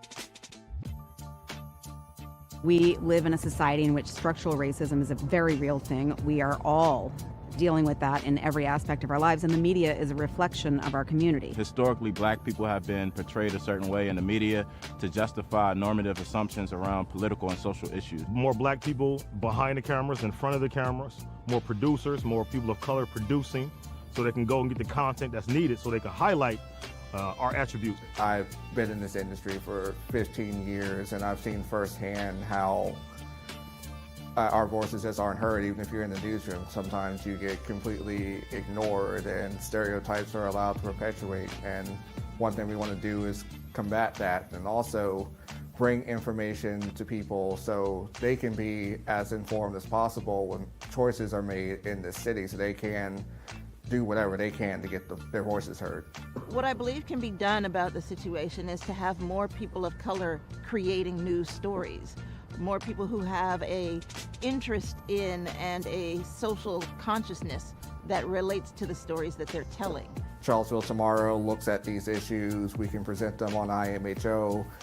Vinegar Hill Magazine can take that a step further, and just together we can just make this thing that can be an example of how we can change the media landscape, how we can be more inclusive to get these voices in, to get these people heard. That's just one thing that doesn't happen in so many places, and it's a shame. We think we live in a society that's very progressive, and we're talking about equity and diversity and inclusion and all these things. Still, the way that black people, and I would say, and I would argue especially black men, are portrayed by the media is incredibly dangerous, and you've seen the sort of tangible violence that it's led to over the past year. The community can support the SIM project by first and foremost giving us an opportunity. We understand that it can be difficult to give trust right now, especially considering the current social and political environment. But this project will only be as successful as the community allows it to be. And so we ask you to give us the opportunity to do the work. IMHO Talk Show.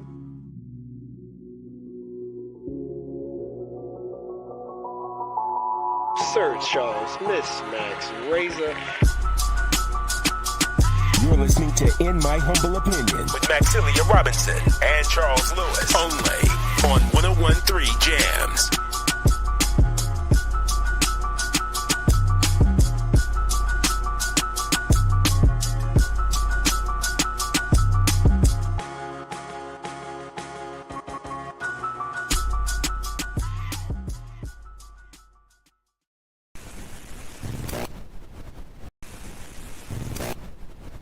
IMHO Talk Show.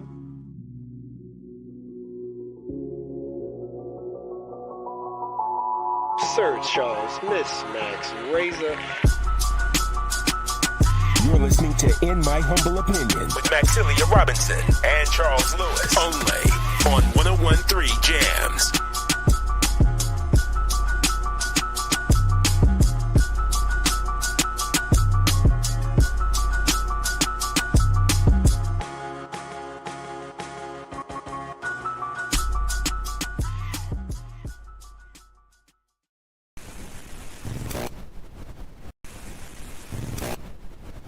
IMHO Talk Show.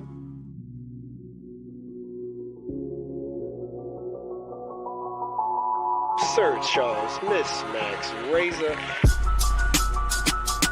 You're listening to In My Humble Opinion with Maxilia Robinson and Charles Lewis. Only on 101.3 Jams.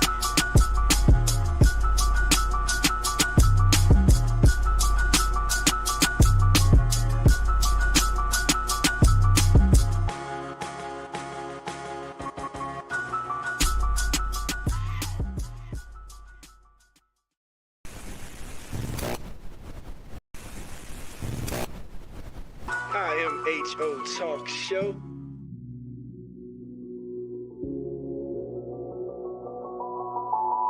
Sir Charles.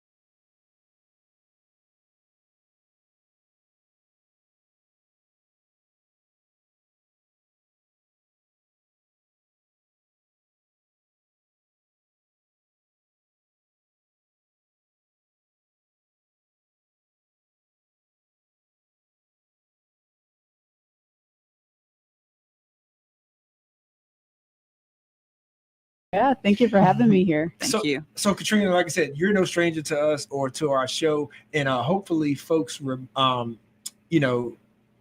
who's been along for this ride. You know, we've almost 10 years, Katrina, with this show. We're going on 10 years this January. Oh, I believe it. And it's a great service for our community. You know, you were the first, when I ran for school board in 2017, you were actually the first news organization that reached out to me for an interview. So y'all are doing the work. And I appreciate it. Love it. And that's why I started the intro off that way, because it's been a pleasure watching you grow as well, and and like all the steps like as you've achieved like within your career path of public service. It's been great. And so Max, like from the beginning, it's almost like we're locked in step, with Katrina Carlson.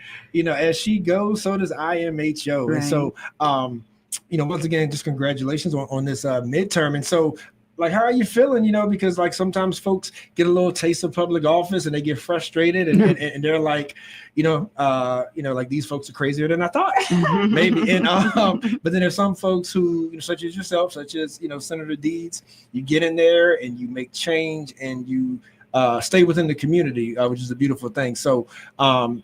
So how are you feeling just in general, going into 26? Well, if you're watching, you saw me pull away from the microphone, so I can laugh at that because I have definitely had my fair share of being like, what is going on up here? This is crazier than I thought.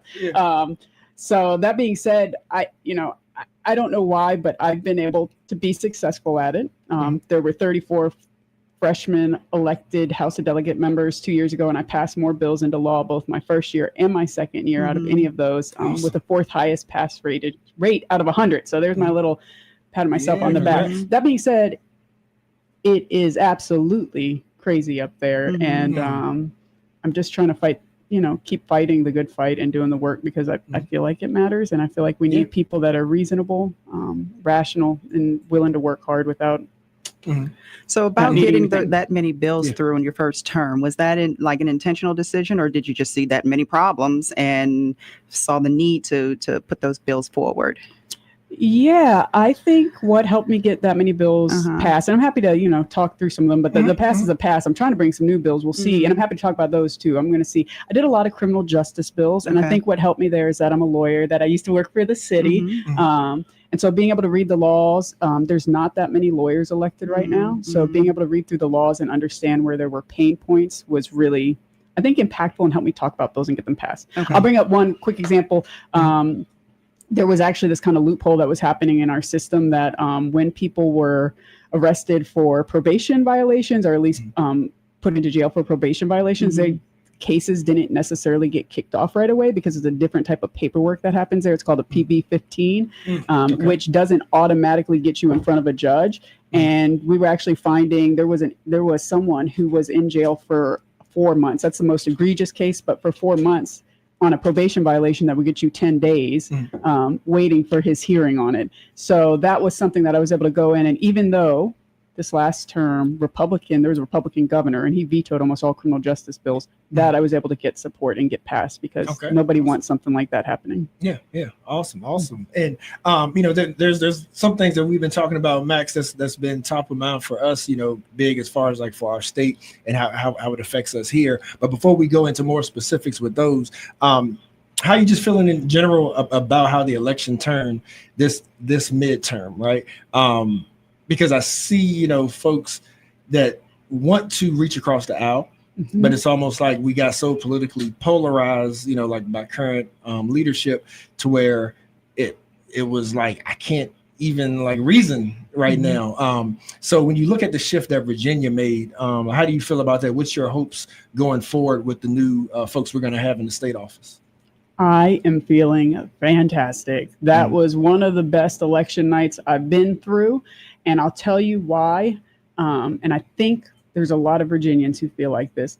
The craziness that is happening in DC, the chaos and how it affects us here in Virginia, it's getting old. And I think there's a real desire to be able to stand up and push back. And what we did in Virginia was actually historic. It was the largest jump in our majority. And I don't know the exact stats, but so we're going to say over 40, we'll say 40 years. I've heard different people say different things. People are trying to like figure out the history, but it's like a decades long record that we just set. It has sent a message across the nation, actually, that Republicans need to get back to the basics with people, about what people are really focused on, which is food, housing, economics, jobs. It is not culture wars. It is not talking about bathrooms, which is all they talked about. It is not those things. And that means something to me. It was exciting. I will say, I'm not taking it as some kind of mandate that it's going to be nothing but Democratic priorities. I think it was more like people are tired of the political games, if that makes sense. That's what I took it as. And I'm excited. I'm excited to get to work. We have a huge majority. I think it's going to help us. You can cut me off anytime, Charles. I think it's going to help us have more robust conversations about issues. So flock cameras, for example, is one. That's something we've been talking about. Flock cameras. So the way that session's gone so far, we have a 1-seat majority until these new people get sworn in. And so in order to get anything passed, you have to be in lockstep with everyone next to you. And it can make it so that when there's more debatable issues, places where even Democrats might not fully align, those things just don't get discussed right now. They certainly don't get discussed openly because there's too much strife. So having more people will allow us to have some of those more in-depth conversations. I voted against flock cameras. Okay. I did. That was one. That's why one that comes to mind. That's refreshing to a lot of our listeners to hear that. Yeah. Yes, I did. But I will tell you what that looked like behind the scenes was a lot of pressure. A lot of pressure. Now, wait a minute. We have a Democrat that's bringing this bill. There needs to be a vote here. And it didn't appeal to me. So I'm looking forward to having some of those conversations more openly about why and what we support as legislation. Flock, I didn't agree with Flock. I certainly... Why? Why not? Why didn't I agree with it? All kinds of reasons. You don't know... When you give power away to someone, it's really hard to take it back in. I want to be supportive of our police officers, but they have lots of ways that they can do investigative work. And we have lots of protections to make sure that they have to seek out reasons why they might be investigating someone. So giving them a broad grant of power to kind of surveil is problematic for me, especially in today's climate when we don't know if it's going to be tied to ICE enforcement. We don't know if federal people are going to be able to tap into those videos. I say this as a woman who has dealt with family law. I think about domestic cases. One of my constituents said you can actually put in a request and find all the images of your car that have been collected. And I'm just thinking as someone who might have domestic violence or partner violence in their relationship, how you could, it just doesn't sit right with my soul, basically, something about it. Yeah, it doesn't. Yeah. I think Reza had a comment about that. I have a question. And this is one of the questions that's like, Black people have conversations that they have amongst themselves, and then they have conversations that they feel they can have in public that won't be attacked to a certain point.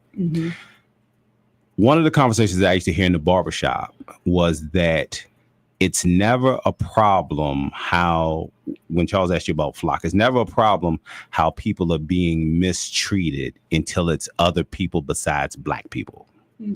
So then in its entirety, everybody seems to reach back to the Black community to ask for help because they want to say they're treating all of us the same until rules and regulations get changed for whatever group came to the Black organizations.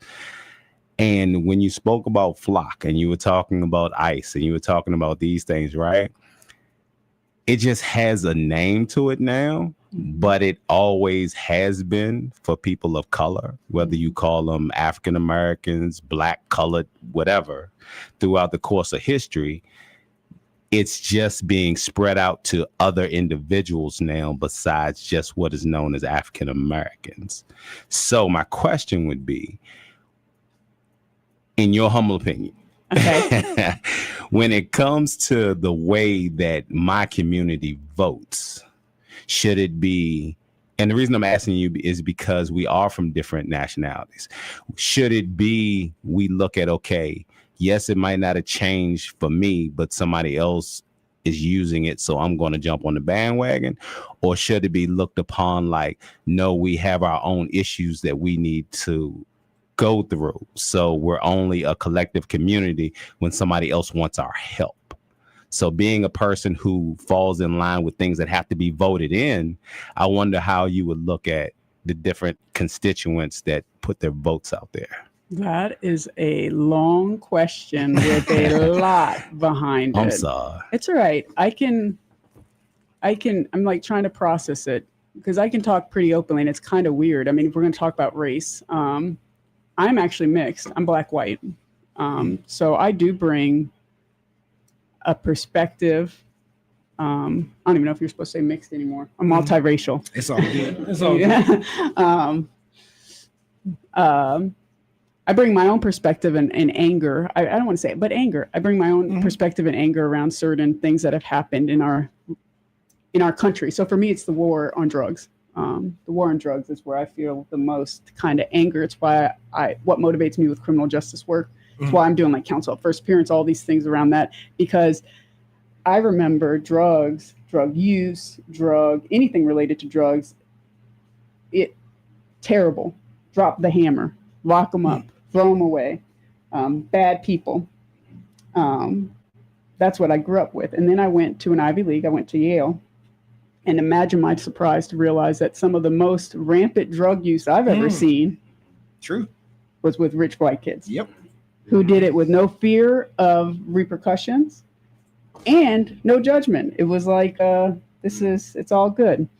And so then to see the national conversation change around drug use when exactly what you said is happening, where it started affecting a different group of people. Now it's congressmen's children who are using drugs. It's, wait a minute, we might all be impacted. And the tone now changes to, it's time to rehabilitate. Yeah, the opioid epidemic or against the war on drugs. Yes, now it's all changed. And something about that bugs me. So that would be where it is for me. But I hear you on Flock that there's people, and I have to acknowledge, let me see if I'm getting this right, that like I mentioned ICE because ICE is what comes to mind right now. And I know, but you're right. You're like, wait a minute, there's been people who have felt surveilled or like a disproportionate police presence in their neighborhood, whatever it is, that now, wait a minute, we're supposed to get behind them and it's because of ICE that we're worried about it. And what does that really mean? And I'm going to throw another one, weird race thing, which I look like I'm Latina. I thought you would. Yeah. Man, you know Katrina long enough. What are you talking about? I thought Katrina was biracial. Don't worry. I actually had someone present, when I first got on the school board, I had someone present an award as the first Latina school board member. And I had to tell them, like, I am not, but thank you. I actually was the first African-American woman on the That's school right. board. Talk your talk. But the worst was when I was actually at an event in Richmond, because I do like to support our Latino caucus because there's not a lot of members. And by the way, they are just getting that community is getting so attacked right now. Yeah. So I do like to support them.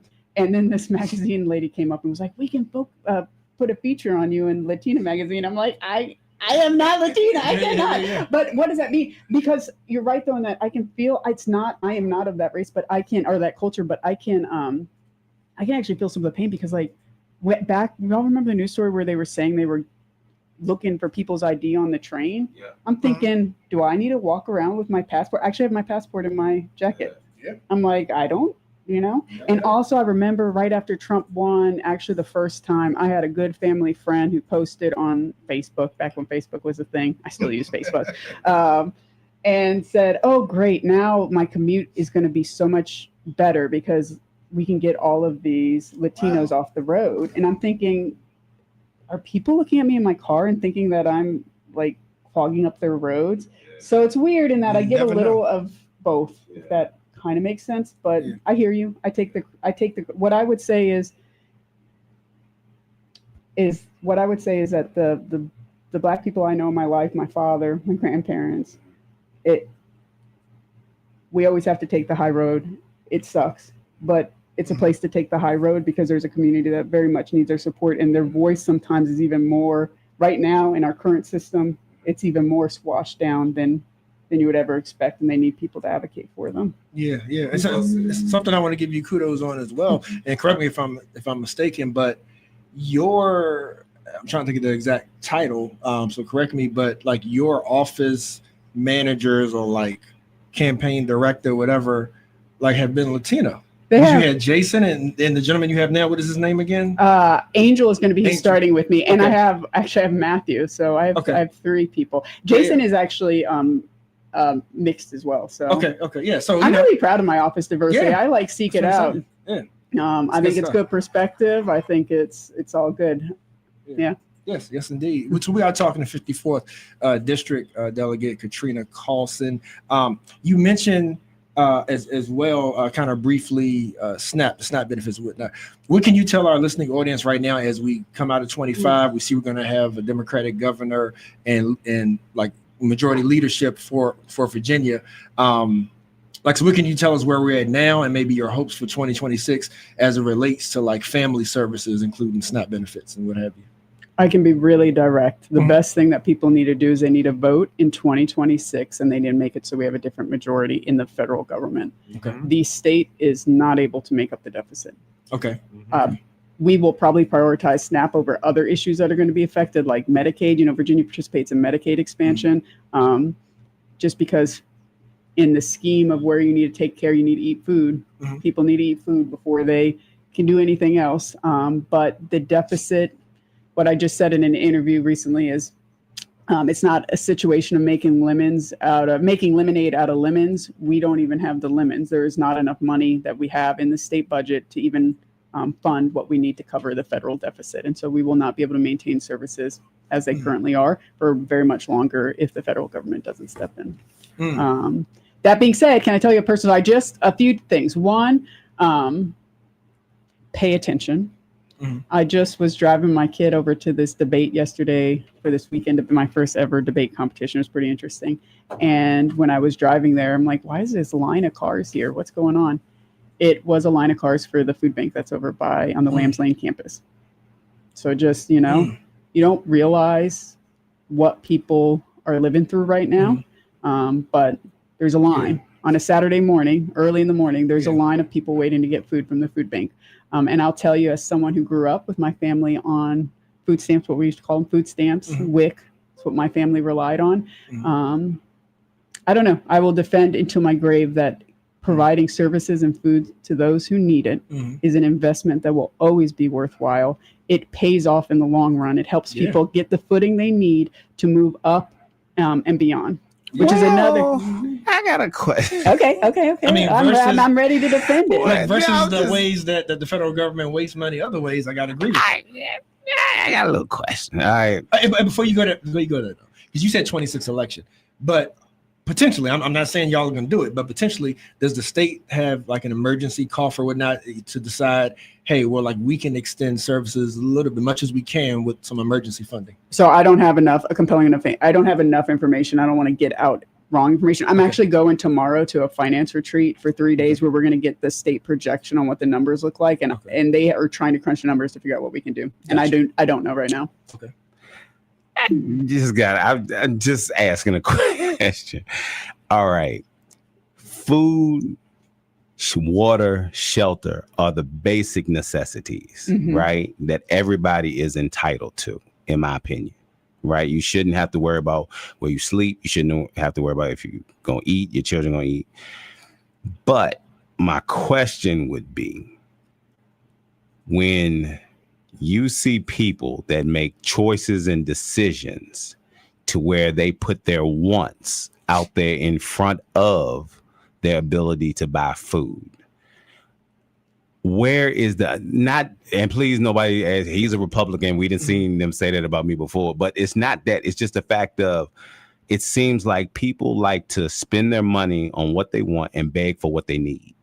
So if you're driving a nice vehicle and you have an iPhone and your children underage have iPhones, but you go to the food banks to get assistance, is there ever a point where it's okay to look at people and ask them, where are your priorities? Because a iPhone costs what, over $1,000 now? And if you got multiple iPhones, because there's other phones. I know my phone's like on its last leg. It's always cranking. I'm like, I don't want to have to buy another one. These things are expensive. But that's what I see though. Like, but can the government control that though? Like I got to interject with that. It's like the government. To me, the bottom line. I'm curious her answer, but to me, it's like, I'd rather help people that need help, even knowing that people are going to always abuse the system. Our president abuses the system. You can't stop people. No. I'm just saying, regardless of who the person is, Republican, Democrat, white, black, young, old, whatever. Yeah, but it's going to help somebody, is my point. But that's almost like, okay, you have people that decide to do crime that said, no, I'd rather spend my money on this than further my education. Right. And then we like to say, and I'm one of the people that had got in trouble before, but I'm old enough to now to start to look at everything was a choice, you know, regardless of what you're born into. You just said so yourself. Your family relied on SNAP benefits, WIC to get by. Right. But you made a choice. So when I see people, I even do it with the people that's in the corner that ask you for money. I look down at your feet. I look at your hands, you know, so, and I shouldn't, but I choose my judgment as to what I do or don't do from that point. So is there ever going to come a time where we look at anything with accountability to say, okay, could you get by with less on your personal life so that you were able to use that money to feed yourself? Is that okay? I'm just asking. Again, I think you got a few things in there. So one, yes, it's fine to ask people where their priorities lie. And hopefully, like society writ large is checking people who aren't doing well by their kids, by their wives, by whoever. However, it's a numbers game for me. Literally, the fraud, the waste, the people who are not doing what they need to be doing. And by the way, if they're not doing what they need to be doing and they're buying iPhones and whatever, not taking their kids, like, then they're a bigger, you know, like, we're not going to fix that regardless. That's somebody whose mind's not in the right place. Right. What I do know is what I get out of the system is this living in a society where I want to live, which is I don't want to see starving kids or starving anyone on the side of the street, because I don't care where your mental state is or why you're making the decisions that you're making. I know that that's the small fraction. And the more politics is all about messaging. And I feel like Republicans focus on that small portion and they're distracting us from a bigger conversation, which is that, yeah, people abuse benefits. They do. They make terrible choices. Not gonna say that.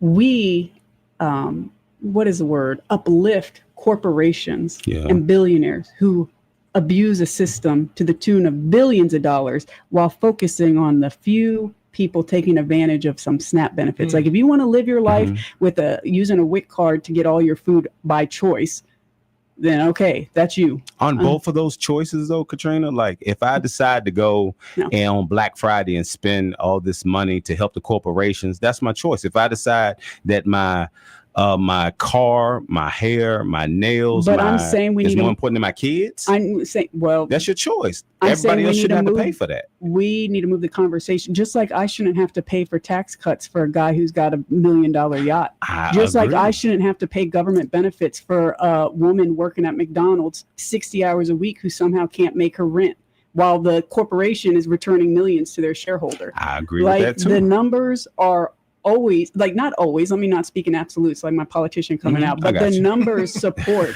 that. Absolutely, there can be people who are taking advantage of the system and it can be frustrating, but in the long run, that's not who I need to focus my anger and ire on. Because by the way, we're not going to change it. That's like something that's happening. And I can speak even further about how people in Gotcha. low situations often might, to an objective observer, seem like, why are you doing what you're doing? But we're all humans. And if your life's in a really crappy place, I'm trying to remember, I'm on the radio here. If your life's in a really crappy place, you might not be making decisions that to someone else, it's like, well, why do you have an iPhone? Well, because I don't know, they have so little going on. I don't know. That's getting distracted. The point is, we are so easily distracted by focusing on the few, the people who are doing the few bad things over here, that we are forgetting like the just accepted commonplace thing that is happening, which is bad, which is that, like I said, we have corporations where people are working full time. They are waking up. They are not lazy. They are waking up. They are showing up to work, and they're doing the work that, by the way, none of us really want to do. And they can't get by. No, I got you. So, but my last thing I want to say is, everything comes down to a choice, right? So if you are in the situation where, like you said, things are bad and the iPhone makes me feel better and these other things that I need help, right? Yeah. But you don't vote. Then, okay. If you don't vote to put people in play that don't allow certain things to happen on the big end, I don't think you should get services. You gave up your right. I mean, that's one way to regulate it. Yeah. If you don't vote, gotta you vote. shouldn't get. I do think I understand your point, and I hear your point, Ray. So I'm sliding on your and Charles's interview, Katrina. I hear your point, Razor, but I think the slippery slope that we're on when you start talking about that type of oversight is that the federal government's idea of intervening in a situation like that is to strip it all, is to take it all. They're, not incremental. Let's see what piece it like. Take it all, and that just puts us all in a worse place, and especially those who actually need the assistance than where we currently are. I have a question. If we could circle back to your most recent, your campaign, Katrina, and your reelection. I'm interested in, as you were on the campaign trail and out talking to different constituents, what feedback you were getting from them in terms of what their current issues are, what they see as the current issue, and maybe how that feedback has influenced your priorities moving forward. Yeah. So the way I do my legislation is I have a tracker of anyone who's brought me ideas. I try to prioritize local driven ideas and things that I've heard from folks. Right now it's got I think I was just pulling it up before this. It's got probably 56 things on it. I'm probably only going to be bringing 20 pieces of legislation. I will tell you, economics is the number one issue. Just by polling and by talking, economics is the number one issue. Healthcare is number two. People are worried about their healthcare premiums going up. Some of y'all might be seeing it actually recently. I just heard this morning from a candidate herself who went to go update her insurance and found out it's now going to go from $99 to $211 a month. I mean, that matters when you're budgeting. Wow. And she's like a single healthy, woman. Anywho. So healthcare. Specific bills locally, affordable housing. So I try to just bucket my bills around things that I've talked about. So I have a bill that's going to be talking about regulating rentals, because a lot of people rent locally, and we don't have a lot of protections for renters if you are in a bad situation or if you are living in a rental where your landlord is not taking care of it, it is not livable. It actually is really hard to fight that. So I've got a bill around that. Got a bill around guns on college campuses, which is a lot of importance locally. It's actually a bill that's driven by UVA after the shooting that happened, which we just passed the memorial date for. It's brought by university police chiefs, actually, about ways that they can adequately investigate when someone is bringing guns on campuses. Right now, it's against the rules, but it's not illegal to bring a gun on college campus. And it makes it really hard for police to intervene, even when they know someone's breaking the rule, because it's not a law, it's not a crime, it's just a rule. I have a bill to speak to on the economic piece. That's where I'm trying to really understand where can I make some difference. I am exploring a bill that's around the cottage food industry, and it's just kind of a neat time for me because Beacon Kitchen I have not worked with, but I've visited. I believe in their mission.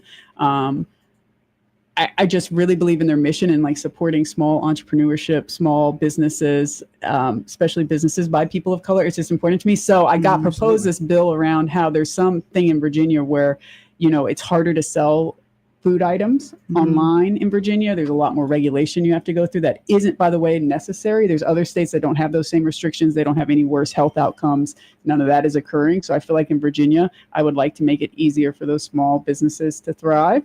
So I'm trying to do that cottage food bill.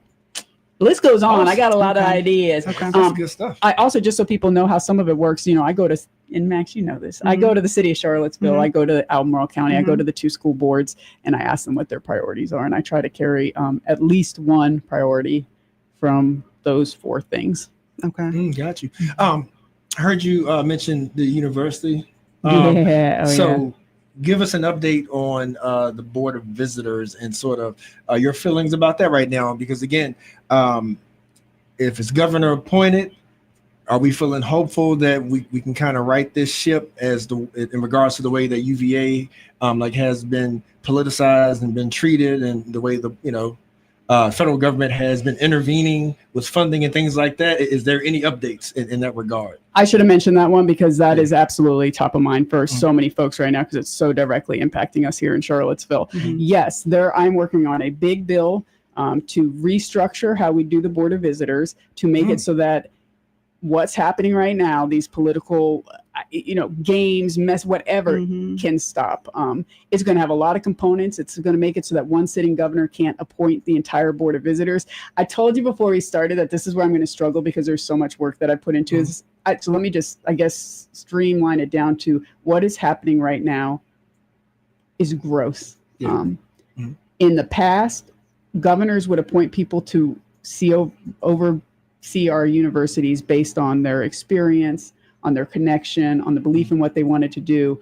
The current governor, as popular as he actually is with Virginians, he has made it so that all of our Board of Visitors are almost all Republican. There's no partisan, being bipartisan. Right now in the University of Virginia, it's a 17-member board. 5 people have not been confirmed, but all 17, the 5 proposed and the 12 who are on there, they're all Republicans. They've donated over $5 million to Republican. Who's paying him? Sorry. Yes. No, that's right. Yes, and in a state that is purple, in a county and a city that are deep blue, it is not right to have a Board of Visitors that is 100% political Republican appointees. And by the way, what that means is we have a president that was ousted. We have a deal with Trump's DOJ that none of us were told about.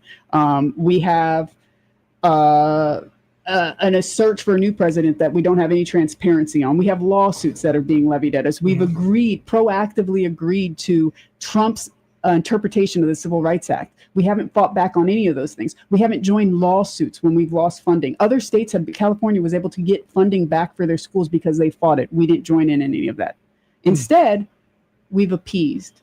We said, well, we'll just go with whatever you want. That means that we're cutting out all kinds of programming that was benefiting our student. We're just proactively giving it up based on what Trump wants, and it infuriates me. So yes, I'm going to be doing work there. We are going to be changing that. The lawyer side of me says Youngkin set a precedent when he let go of one of his own board members that I can't speak for Governor-elect Spanberger, but there is a possibility you could go in and you can make these boards a lot more even-keeled and you can prevent this from happening. Yeah, that's big. A lot of people wonder, why would we talk about UVA? But as even Razor has said, as UVA goes, so does the country, because Charlottesville and UVA is the foundation of the development of this country, in so many ways. So that's why it's so important. We're a great university. All of this, it's like a gaslighting. It's like a lesson in gaslighting working with Washington, D.C. right now. We are a world-renowned public university. There was nothing that needed to be done to fix us. We got a guy who started Trump University, which was like a scam to get money out of people that then failed, telling us, Virginia, Like we stand on our, we stand on our business. Our schools are great. That he needs to come in and independently look at all our schools. Professors need to get their courses evaluated by DC. That none of that makes sense. Yeah. By the way, also it's Virginia taxpayer money that pays for our schools. Yeah. It's not DC. Right. And the fact that if you look at any of these statements, I'm sorry, I told you, because if you look at any of these statements from all these people that are saying, oh, no, it's all, we did what we needed to do to protect the university. Who are we protecting them from? From the president? That's wild. That's not how it's supposed to work. That is supposed to make me feel good. Like, don't worry. I signed the agreement so that we don't get punished. And you should be happy. I did what's great. I prevented us from getting punished. Well, we're not supposed to get punished by the federal government. Mm-hmm. We're not supposed to get threatened by the federal government to do what they want. Right. And it's not a win to say, don't worry, I did what they wanted, so now they'll stop. Yeah. Mm-hmm. Spot on. So Katrina, Max, I'll let you. I have the final word, and but thanks for joining us, Delegate Carlson, for yet another term. It's definitely always a pleasure. And definitely want to let folks know too, if there's anything you need us to go to petition for or parting comments. That's my final word. Oh yeah. Let me end with I'm actually here to serve you guys. I do offer. People don't realize the level of service that I can do. I can help with DMV. I can help with state agencies. I can help with UVA. I can help with all kinds of those connections. So please reach out to my office. I also craft legislation based on what people bring me. So I have office hours. It's hard, let me know about events. I love showing up to events, all of that stuff. Just please be engaged if you want to. I share an office with Cree Deeds. I'm on the downtown mall, and I would love to talk. Great. That's awesome. Thank you for sharing your time with us this Sunday. Congratulations on your reelection, and we look forward to having you back. Yeah. Thank you guys for having me. Yep.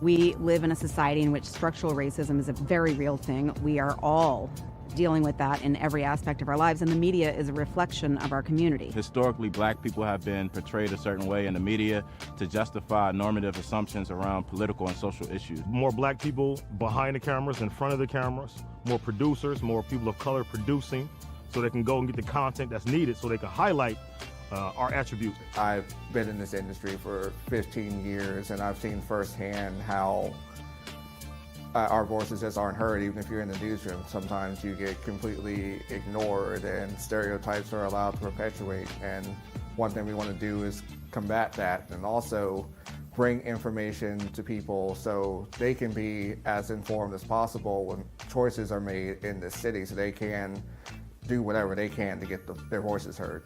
What I believe can be done about the situation is to have more people of color creating news stories, more people who have a interest in and a social consciousness that relates to the stories that they're telling. Charlottesville Tomorrow looks at these issues. We can present them on IMHO. Vinegar Hill Magazine can take that a step further, and just together we can just make this thing that can be an example of how we can change the media landscape, how we can be more inclusive to get these voices in, to get these people heard. That's just one thing that doesn't happen in so many places, and it's a shame. We think we live in a society that's very progressive, and we're talking about equity and diversity and inclusion and all these things. Still, the way that black people, and I would say, and I would argue, especially black men, are portrayed by the media is incredibly dangerous, and you've seen the sort of tangible violence that it's led to over the past year. The community can support the SIM project by first and foremost giving us an opportunity. We understand that it can be difficult to give trust right now, especially considering the current social and political environment. But this project will only be as successful as the community allows it to be. And so we ask you to give us the opportunity to do the work, critique the work, and make sure that we stay in line with the vision. Another way that the community can get behind the SIM project is through engagement. We want to hear from you. We want to know what you're talking about. We want to put your stories out there. And so whether it's reading the articles written by Charlottesville Tomorrow or Vinegar Hill Magazine, or tuning in to In My Humble Opinion on Sundays on 101.3 Jams from noon to 3 p.m., either way, we want you engaged. We want you to be part of this. The community can also support the SIM project through funding. To learn more about how to support SIM, you can visit our website. Thank you for your support.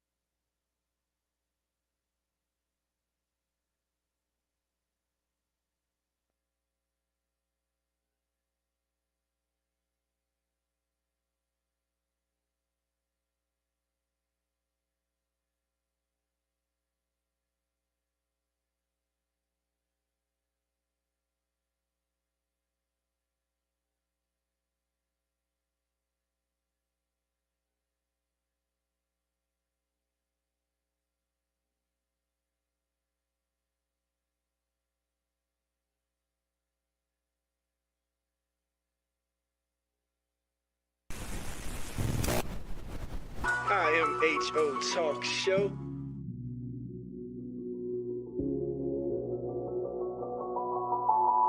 Sir Charles, Miss Max Razor. You're listening to In My Humble Opinion with Maxilia Robinson and Charles Lewis. Only on 101.3 Jams.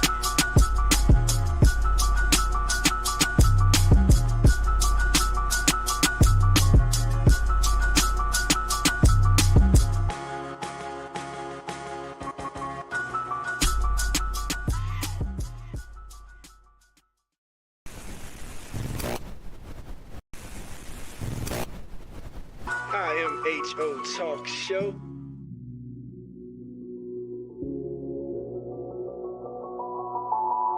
Sir Charles, Miss Max Razor. You're listening to In My Humble Opinion with Maxilia Robinson and Charles Lewis. Only on 101.3 Jams.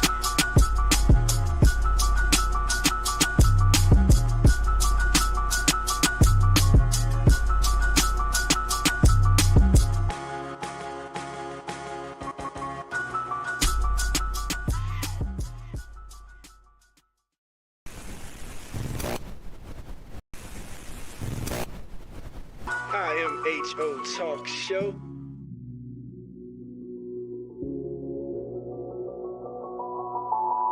Sir Charles, Miss Max Razor. You're listening to In My Humble Opinion with Maxilia Robinson and Charles Lewis. Only on 101.3 Jams.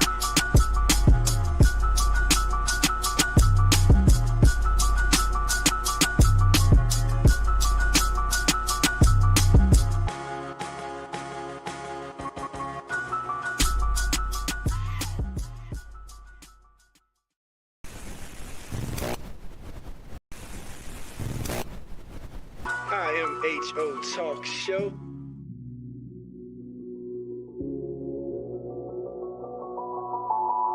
Sir Charles, Miss Max Razor. You're listening to In My Humble Opinion with Maxilia Robinson and Charles Lewis. Only on 101.3 Jams.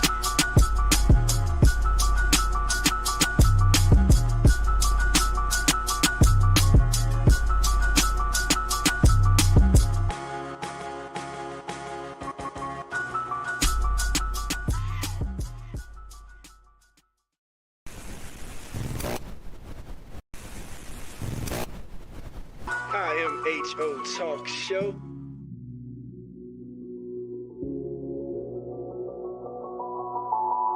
Sir Sir Charles, Miss Max, Razor. You're listening to In My Humble Opinion with Maxilia Robinson and Charles Lewis, only on 101.3 Jams.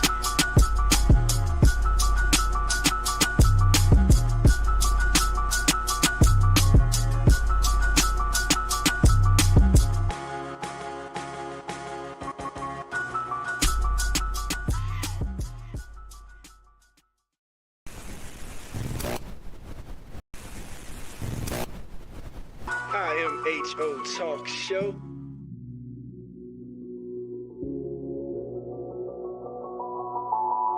Sir Charles, Miss Max, Razor. You're listening to In My Humble Opinion with Maxilia Robinson and Charles Lewis, only on 101.3 Jams.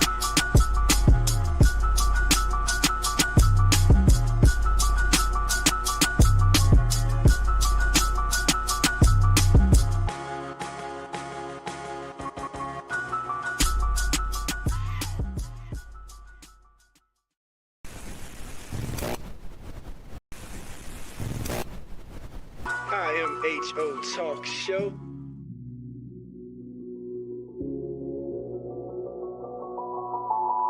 Sir Charles, Miss Max, Razor. You're listening to In My Humble Opinion with Maxilia Robinson and Charles Lewis, only on 101.3 Jams.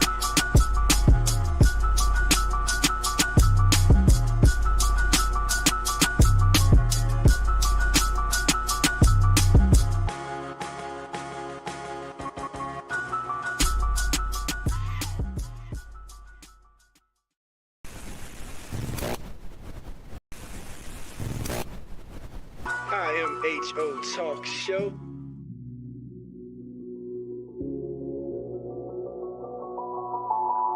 Sir Charles, Miss Max, Razor. You're listening to In My Humble Opinion with Maxilia Robinson and Charles Lewis, only on 101.3 Jams.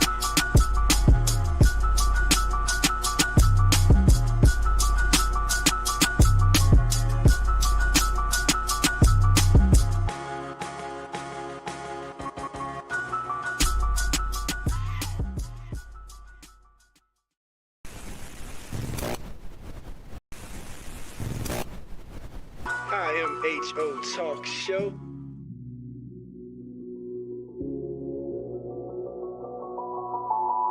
Sir Charles, Miss Max, Razor. You're listening to In My Humble Opinion with Maxilia Robinson and Charles Lewis, only on 101.3 Jams.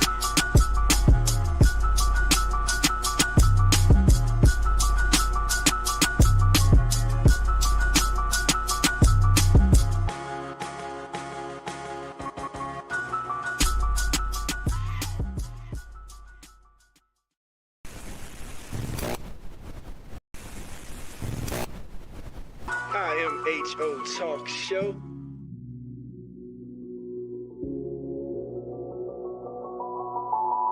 Sir Charles, Miss Max, Razor. You're listening to In My Humble Opinion with Maxilia Robinson and Charles Lewis, only on 101.3 Jams.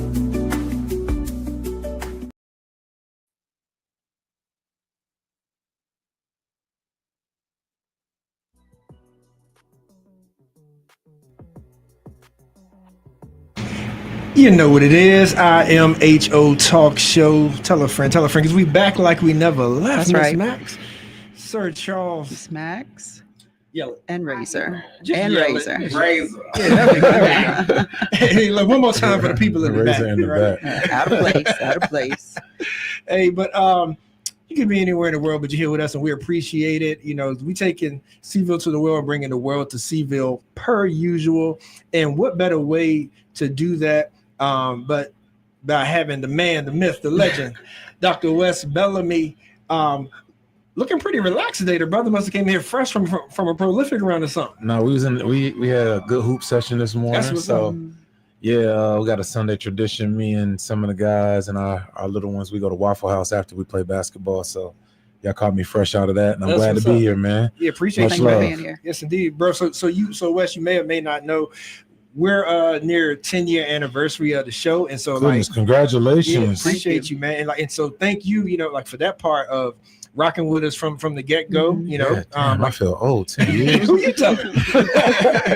But like, like as we've grown, you've grown, been different places, like, but you've always reached back and saw the value in our platform. So we thank you for that. No doubt. There's no me without y'all, so we appreciate it. It's indeed, man. It's indeed. So there's so much that we could be talking about, right? Like we fresh off of a midterm election. I'm sure you have thoughts about that. We have a lot of craziness in our like polarized, political landscape right now. But the beauty I see, Wes, because you're a man of the community, is that how we're seeing the community groups come together per usual, and we're there for each other. On a quick announcement, you have another turkey drive coming up, which is a prime example of community sticking together. Like, so sort of, like pitch that event, but also give your take, like a word of encouragement to the people, as we're going through things where people are really, really struggling, and the importance of us, working together and taking care of our own. Well, man, again, I really appreciate yourself, Charles, Max, Razor. We really, really appreciate you all supporting us and all we do, and also allowing us the opportunity to be able to come up here and talk about the things that are going on in the community.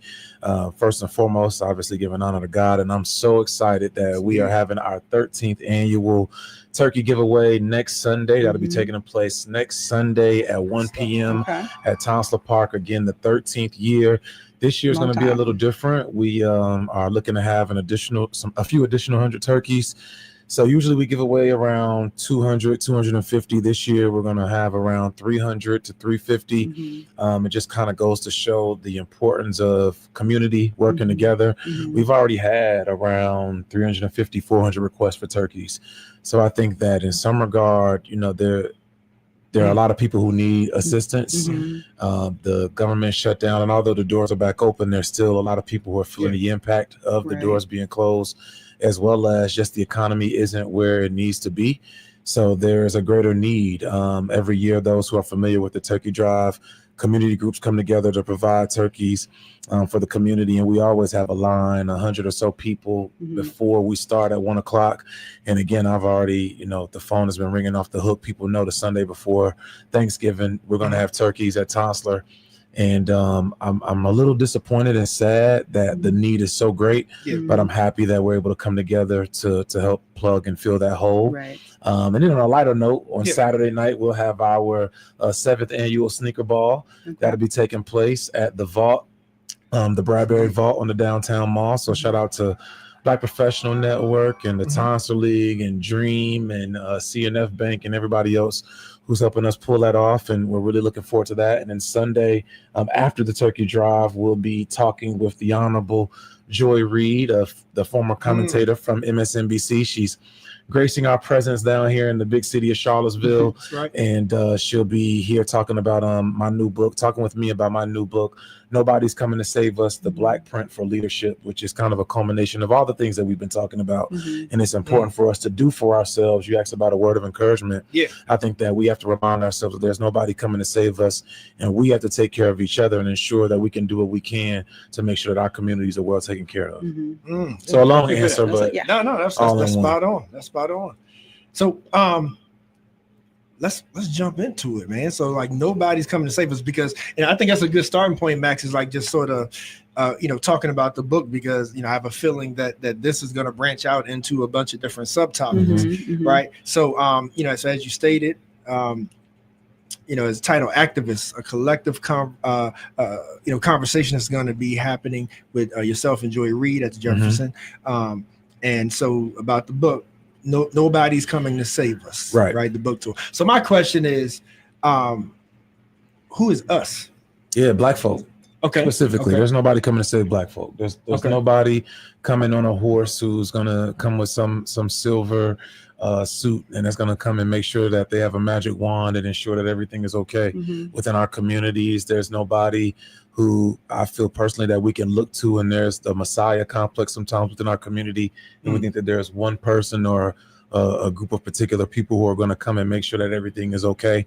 I think we have to commit ourselves to saving ourselves, and we are going to do so. So this book, in my personal opinion, is my favorite book that I've written. This is my third book, and it's the best one by far. And it's a collection of stories of things in which I've learned along the way, but then also you hear several different voices, people from Pastor Jamal Bryant. Shout out to my brother Jeezy. He wrote the foreword, as well as he has a chapter in there talking about different things he's learned from leadership. HBCU presidents like President Abdullah at Virginia State University, President Artis at Benedict College, and several people. I don't want to give it all away, but you all to hear different. You all will hear a lot of different voices in the book talking about different things in which they've learned. And then also at the book tour, at the book stop next Sunday, we're going to have a community conversation from new leaders within our community, including Jessica Carter of Her Sports. You'll hear from Jamar Pierre-Lewis of Dream Clothing, or Elijah Waller from City of Promise, Miss Shanice Bradford from Ready Kids, and the conversation to be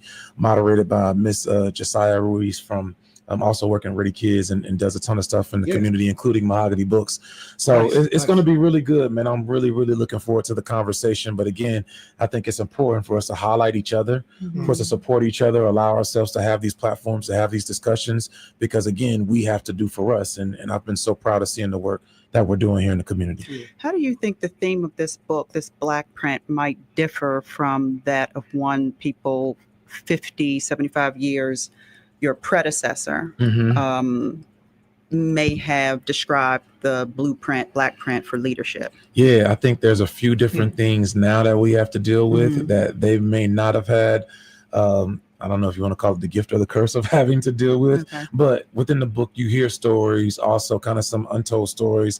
Like there's one in there, some stories that I heard about Dr. King, some firsthand accounts from people who are working directly with him about some things in which he had to endure, lessons in there from Ella Baker and Fannie Lou Hamer and people of that nature. But then when you look at conversations today, I mean, in this era of social media, and there's a chapter in there talking about what do you do when the timeline attacks you. There's conversations about knowing your cousins and how we got to know our people and how we handle our people, love our people no matter what. So again, there's a multitude of different things that I think that in some regard we're dealing with that maybe leaders before didn't have to deal with, but we do know that in some ways the Black print is the same. So again, it's just a culmination of conversations and life lessons that I think we all need to learn, no matter what kind of leader you think you are. You could be in the front, you could be in the back, you could be on the side, you could be the researcher, you could be the speaker, you could be the convener. I think we're all leaders, and in the ways in which we lead is going to be up to you. So I hope this book helps those who are coming about. Right. If nobody's coming to save us, why do we care so much about the elections? Why are we so excited, as a whole, generally speaking, about, say, Governor Spanberger winning the election? If we feel at this point, 2025, that the system is doing what it was designed to do, and we have to take ownership of ourselves. So how does that parallel and contrast with being an active, citizen, while we also recognize that nobody else is going to save us? Yeah, I think we can't solely rely on these systems to save us, but it is a good thing when we have access to certain individuals. I've had the opportunity and the privilege to speak with Governor-elect Spanberger on several different occasions. I think there is something to us, again, having access to those positions and those offices. And I think that in that regard, we can utilize the tools that we have to make those systems be beneficial for us. We can be the beneficiaries of those systems as long as we can work them the way in which we know that they need to be worked. But again, the elections and the government process is just one aspect of what we need to do in terms of taking care of our community. Like, I'm so proud of the work, like when you see stuff that like Zabrine and her sisters do with mutual aid, or again, like folks like Shanice and what she's been doing at Ready Kids. A lot of folks within our community, shout out to again Jamar and all the folks who do like the back to school bash and the upcoming toy drive. Like those are things in my personal opinion that show we take care of us. And I think that we can scale those things up. But before you can be a tangible leader, or in my opinion, a substantive leader, we have to learn certain lessons. And you don't always learn those things, unfortunately, in a quote unquote one book. Like there's not often a manual that says, hey, this is what you need to expect when you go through this, or this is what to look for when this is coming about. And I'm hoping that this book can serve as a guide in some regard. I mean, there's a lot of talk about therapy, self-analyzation, and again, lessons that I think a multitude of leaders have learned along the way, and tools that they can provide to people to help them be able to be better leaders. Because again, ultimately, you got to be a leader of self first, and then you can go out and help each other. And nobody's going to do that for you. Nobody's going to be your own self leader. You have to be that leader. So we hope this book can help in that regard. Another question. I'm curious, how do you kind of synthesize this theme of nobody coming to save us with the individuals, the leaders in the Black community who step forward because they believe they can save something or someone? Well, I think there's a couple ways in which I would answer that. One, there's no one person who's responsible for saving our community. This has to be a multitude of us who work to do this work collectively. We can do individual work with different people, but there is no Messiah that's here. The only Messiah I know, he died like 2,000 years ago or something like that. So there is. I get you, but people. So I came to kind of the Charlottesville scene, if you will, around the same time that your work in the community was picking up steam, right?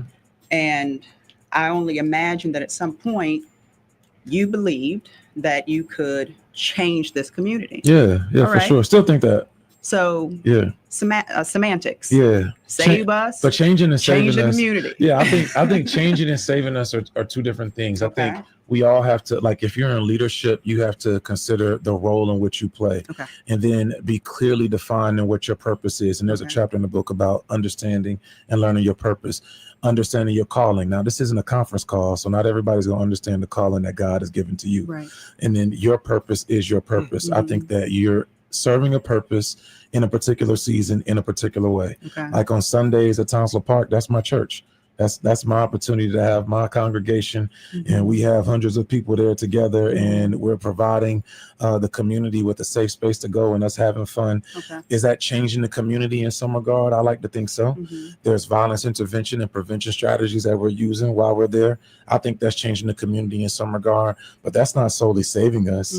So again, like, I think individuals can do things that help out. And along my journey, I've learned that you can't save, quote unquote, anyone or anything. You can help play your role, and God can give you the tools to play your role. But this isn't a singular person job. So again, we all have to learn the tools and develop our skill sets so that we can play our role in helping change and impact our community. Cool. I like that. So, this us piece here, get ready, Raise. I know if you were quite ready. Stay ready. Stay ready. But this actually harkens back, Wes, to a couple of conversations that we had even earlier in the show and probably on previous shows of, and specifically today we were talking about school system, right? With Zai and. What up, Zai? Right. Congrats on your win. Yes, indeed.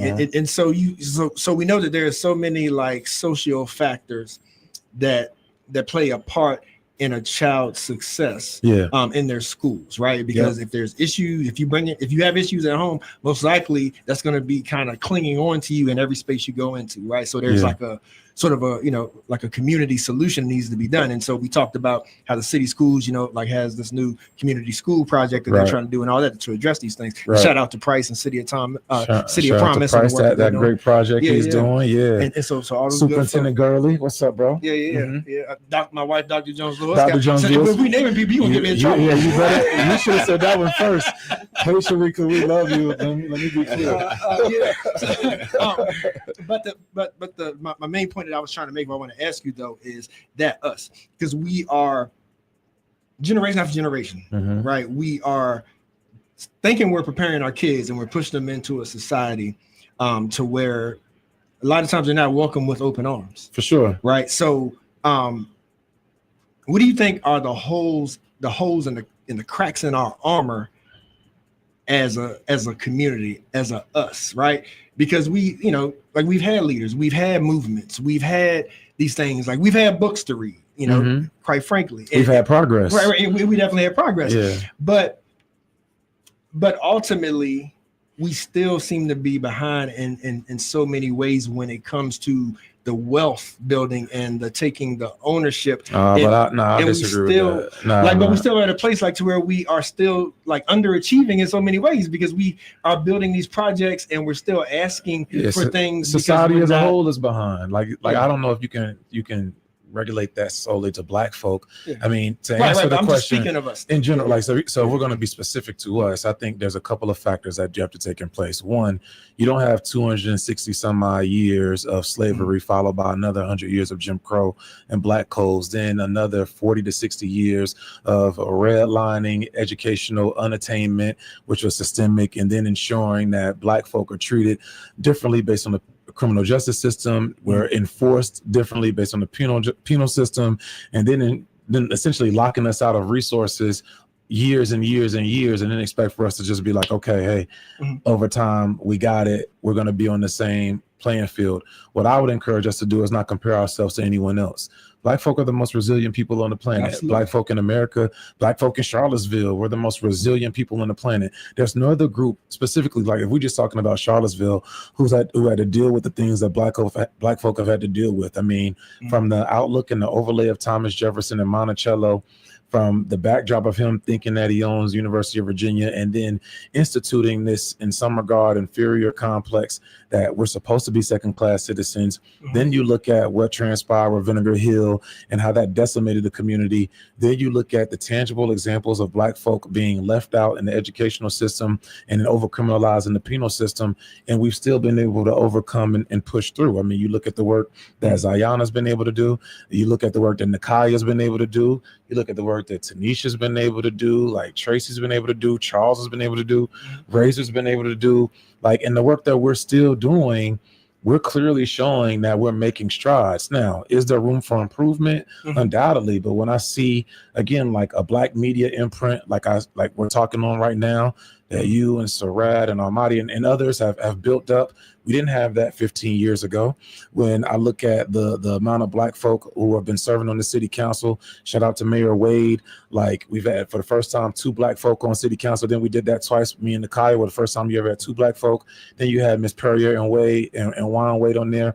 Yeah, 2 different times in less than 5-6 years, 2 Black folks serving on the council. Then you look at the Black folk who are serving on the school board. You look at how we've been able to be bold speaking out about equity. You look at the amount of projects from public housing sites in which we've been able to develop over time. You look at the education gap, and you have a superintendent like Royal Gurley, and coming on the heels of Dr. Atkins. Like, there's progress, in my personal opinion, absolutely, that's been made. So when I judge it based off of, again, I only base us based off of us. I don't base us based off of anyone else.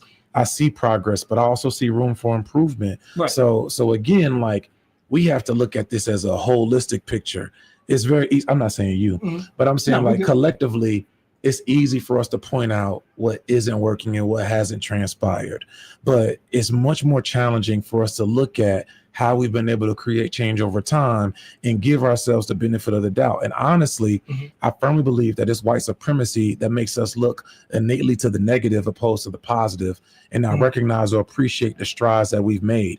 If you were to drop yourself in Charlottesville 15 years ago and see Charlottesville now, it looks like a completely different place. And much of that is due to the work that Black folks specifically have been able to do here in this community. And I'm looking forward to 15 years from now, how much even better our community looks because of the work in which we're going to be able to do. Totally agree with you. Yeah. But to get to the nucleus though of what I was saying, I would say, to your point of it's a tool of white supremacy that will make us look at the negatives. Yeah. I would say it's also a tool to make us look at the positives and to look at incremental growth, right? Because they know that still, when it comes to ownership, at some point we're still going to be asking, we're still going to be begging for things. So the point that I'm making is just that, like, you know, we're dealing with the system as we mentioned. Well, who's begging? Who's begging? And who we begging? I'm talking about as far as like the ownership, right? Like the ownership of our communities, of our own businesses, where you don't even have to worry about whether a location of the downtown mall is going to accept you or not, because you know where you are welcome. All right, let's address that real quick. Hold on, Mhm. the business part. Yeah. Okay, so let's break that down. If we're talking about quote unquote begging, Black folk don't have to beg.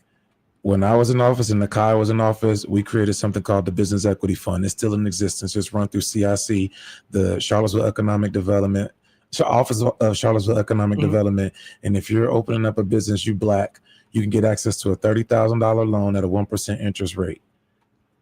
We put the system in place in which you ain't got to necessarily go big. That's us using the tools, and that's using the systems for us to provide our persons and our people with the tools to be able to advance.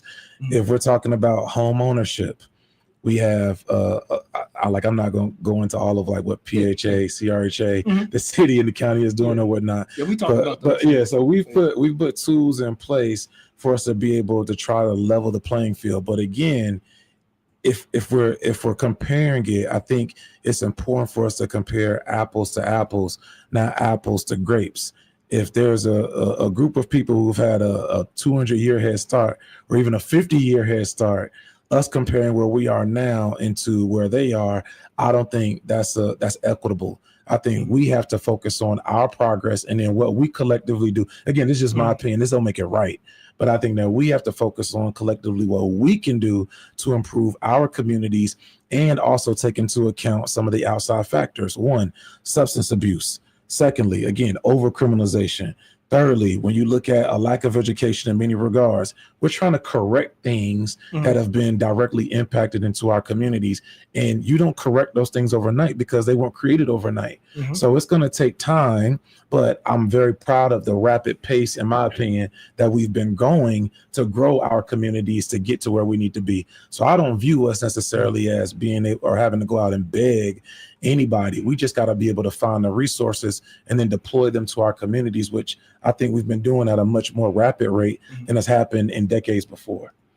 Hey, let me jump in here real quick. What's up, bro? We're hearing I didn't realize how much of a same cloth that we were cut from, because I'm listening to the interview, but I'm also hearing what I saw when it came to my uncles. You're speaking on Black folks. I'm hearing you say, I need my Black men to step up more. I'm definitely, I mean, no. I don't even want you to comment on it because they'll attack you and they won't attack me. But I just realized that with all the accolades that you're giving to our community as a whole, right? This is a man talking that's asking other men to, we're both Christians, but it sounds like we can respect the Muslim nation, how they group together and the men do stuff to lead their community. So when I'm listening to you talk, in that I'm hearing differently than the conversation is going. I hear you talking Black man to Black man in code. No, don't do that. Not him. Well, I was gonna let him finish, but I answer. But was there a question? No, it's more of an acknowledgement, right? Yeah, I'm hearing two different things. Like when I see white men talk, they talk in general, but they're talking in a way that they understand. And what you're talking about with the growth and economic advancement of our people, yes, you're saying Black folk, but you're also asking Black men to step up to a position that they want to be without saying the words. I only understand it because it's innately in me as well to hear what you're saying. So that's why I asked you, don't acknowledge it, because you will come under attack on something that the mission. No. But this is the thing. I mean, women are get used to getting beat on by their husband and calling it love too. So what I'm saying is, we don't do a good job of insulating what can take us to the next level. Now, I can openly say I never always felt that way about you, because you and I would bump heads because it was two strong people. But I supported everything you did, even though I might not be standing right beside you. Now I'm hearing the conversation at 51 a little differently. Like, okay, I see where he's referencing that everybody can't hear it, but like you said before, everything ain't for everybody. So I appreciate what you're doing. I appreciate the way that you've learned to explain yourself instead of being a bull in a china shop. But I also understand that you can't do this work by yourself, and it takes Black men to stand next to Black men. Well, so yeah, in my opinion. Yeah. Well, one, I'm glad that you received it that way. To Max's question, No, I wasn't saying that exactly per se, but I'm glad that for you, Razor, that you received it in that regard. Undoubtedly, I believe that brothers got to continue to do more. And there's a multitude of brothers who are doing phenomenal work.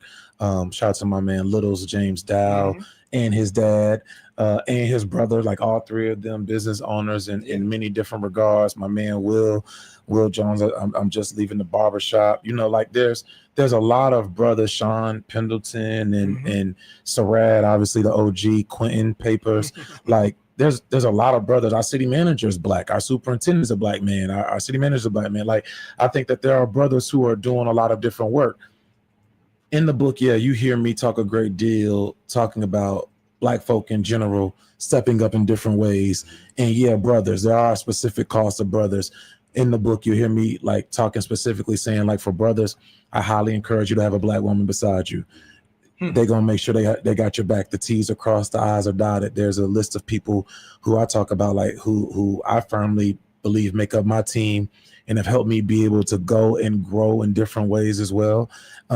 So yeah, brothers, we have to step up. However, I think those of us who quote unquote know, we have to do a better job of being able to encourage and empower our brothers to quote unquote take their rightful place, if you will, to use a biblical reference or to use a more communal sense. I think it's important for us to support the sisters. And there's times in which we're going to stand beside the sisters, times in which we'll stand behind the sisters. And then there's times that we need to stand in front of the sisters to make sure that they're protected. But brothers, we got to be able to stand. Right. Like more than anything, brothers, we have to be able and be willing to stand. And being able to stand doesn't mean us playing 2K all day. Yeah. It don't mean us just, BSing around all day like that. And, I like to have fun. I'm just leaving the basketball gym. I get it. But there are things in which we can do. But again, I think that it requires those of us who know to be engaged in a way with our community to empower them to be able to, again, take different steps within our community. I don't think that collectively we always do a good enough job of being as welcoming as we can be. I think that there are often times there are some brothers who like they feel comfortable talking to some of us, but then they don't feel comfortable talking to all of us. And I think we have to collectively figure out and continue to figure out how we can be. That's the woman raised men, in my humble opinion. No, I don't want you. I'm just saying. I'm not knocking any. No, me either. I want to respond to that. I think there's man-raised men too who don't know how to communicate and talk to other brothers. I think that I ain't never seen it. Well, shoot. I mean, okay, so no, I'm just saying I haven't. I'm not saying it doesn't exist. I think the ones that you're talking about have found themselves, as Alexander says, go along to get along. With our sisters are so powerful now that it's easier for them to fall in line, and they can't take their rightful place if they're powerful. I think brothers, the men. And I'm not talking about the sisters. Sisters are doing what they're supposed to do to hold us together. But there is a group of men that have been raised to take the subordinate role from a child, and now when they grow up, their job is to, like you said, hold up and uplift, and they have perverted it. Like holding up and lifting up does not mean that you do not lead, and they do not know how to lead. They're used to being told what to do. So for the path of least resistance, that's just what I see. So then who teaches them to lead? That's what I'm saying. So I'm asking you, the men who are that really take their place, even if they're getting it wrong, are trying to lead, right? So that doesn't mean you're gonna get it right, because if you didn't have nobody teach you correctly, you might get it wrong, even though you're trying to drive the bus. Okay, I got you. You see what I'm saying? Yeah, no, I see what you're saying. So then that takes me to another question, and that's one I just asked. Who do you think teaches our brothers right now how to lead? That's a small number, and I'm looking. That's what I'm saying. So that's why I admire what you're doing in the way you're right. I know I'm doing. You gotta give me my. I'm gonna take my flag. It needs to be each other. It needs to be each other. Yeah, no, this is the thing though. We're saying similar. Like we collectively, I feel like we're three different leaders in this room. Who may have different leadership styles. But I think it's important for us to again continue to do, and in the ways in which that. But we knock each other though. Like if you don't do it a way that not us, but I'm saying as a collective, as black men, we knock each other. That's human nature though. That's literally. I don't know that it is. No, man. I see that within Hispanic communities, Asian communities. No. You always talking about folk. black people, so let's talk about black Okay, folk. so Yeah. we're talking specifically to black folk. Yeah. Like again, it's human nature in many regard. If we aren't at a mature space or a space in which we can understand the value of what each other's doing, to criticize. That I call that excuses. So it can be. I call it like just based off what I've seen. People will criticize you when they may not understand something, or when they may be intimidated by something, when Very they may true. be jealous of something, or they may have fair criticisms. All multiple things can be true. What I hope that we can do, That's and true. what we talk That's about true. in the book, is that our job is to value each other. And if I can value you, then I won't do harm towards you. And if I don't do harm towards you, then collectively we can work to figure out how we move our communities forward. But more Well than put. anything, I want to respect and value you as a black man. I want to respect and value you as a black woman. I want to respect and value you so that, again, I don't do any harm towards you, so our communities can be most empowered and move forward. And that takes time. Well put. Well put. It takes time. Yeah, that's the best answer to my question, by the way, bro. Like without you even knowing it, and I thank Razor for bringing that home. Like that really is, because that's my thing. While we are living in this society, we have to take our part in the system, right? Yeah. In the structure, we have to vote, all that kind of things. But at the same time, I personally feel like it's not designed for us, but it's doing what it was designed to do. That's a fact. And I feel nobody can deny that. Right. I can't say no. I feel you. So I just feel like, and so in my mind, we just have, that's the corner we got to turn. Not saying that there isn't a lasting impact of, You think we value each other? Of slavery and all that stuff, but we have to do those things that you just yourself mentioned, though. Yeah. Like in general, we do. Yeah. But the reason that we're not, in my opinion, where we need to be, again, like when it comes to our independence and not relying on a system that has proven it doesn't include us. Yeah. We don't value each other enough, because if we did, I feel like that because we have the buying power. Yeah. We have what we need, but we got to overcome those mental stigmas that that colonialism and white supremacy has done to us. I wholeheartedly agree. If I could add to that, I No, agree. sister, this is strong black men only. It's one of those things where sisters also know when to step back and let guys talk about a certain topic. So I was letting y'all have that. But I just wanted to add to what Charles was saying, is that yes, we don't value each other enough, not to the degree that we should, but some of that is due to the fact that we don't value ourselves enough. Yeah. For sure. And so that's where it starts. For sure. Right. For sure. Yeah. I agree with that. We're learning. And I think that we have to have a level of patience and grace with each other. Like we got to have a level of empathy and understanding with each other. But it starts with self-love. I agree. So if I value myself and I love myself enough, then I can be patient with you and understanding with you. And again, when I can understand the many things that are transpiring as to why you may be acting the way in which you act, your traumas, my traumas, and so forth, then we can have a better understanding. But I agree. I'm really glad to hear y'all say that.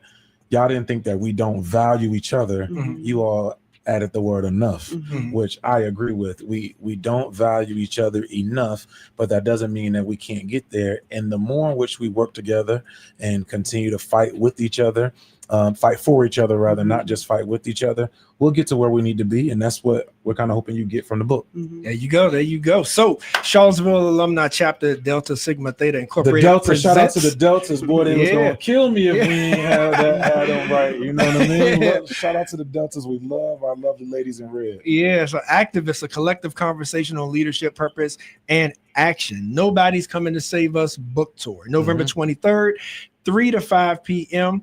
At the Jefferson School African American Heritage Center, featuring none other than Joy Reid, the former MSNBC commentator, and Dr. Wes Bellamy, the author of said book. Also in partnership with BPN Seville, in my humble opinion. Can I talk to you, Seville, Vinegar Hill, and the Jefferson School African American Heritage streamed, Center. right? Yep. We're gonna be streaming that thing. I didn't want to tell them that. I want them to show up, but bad. But so and so the book, where is the book available? Yeah, the book is available on Amazon. The book is only $9.99. Also available on Barnes and Nobles, basically wherever you can get books. And it was important for us to keep the price of the book low. Again, it's only $9.99. less than a cup of coffee at Starbucks. This isn't about making a bag. It's really about ensuring that our people get the tools and get the knowledge. So we're really, really excited. This is a 7-city tour. We'll be in LA tomorrow. We have Charleston, South Carolina on Wednesday, Richmond on Thursday, Charlottesville next Sunday, and Atlanta, Charlotte, Tampa, Florida. There's a few different places, but again, we're really, really, really excited to be here in Charlottesville. There's no place like home, and we're hoping everybody comes out. Get your tickets today. It's free to come next Sunday, but there's only 250 tickets, and I think they're already at like 175. So go online, Eventbrite, get your tickets now. Also, come out to the Sneaker Ball next Saturday. 100% of those proceeds will be used for the turkey giveaway, as well as our annual scholarship. And we're really proud of that too. We've been able to give away 5 scholarships every summer for the last 3 years at the Tonsor League. And our scholars are in school right now, so we're looking to raise money again for the turkey giveaway as well as the scholarships. And we're really excited about the work we're doing, that we collectively are doing, because we got us. Nobody else got to have us. That's we it. got us. There you go. There you go. All Miss right, Max, family. Razor, Kanisha. You good, Until Nina? next time. All right. Until next time. Thank y'all for having me, man. Appreciate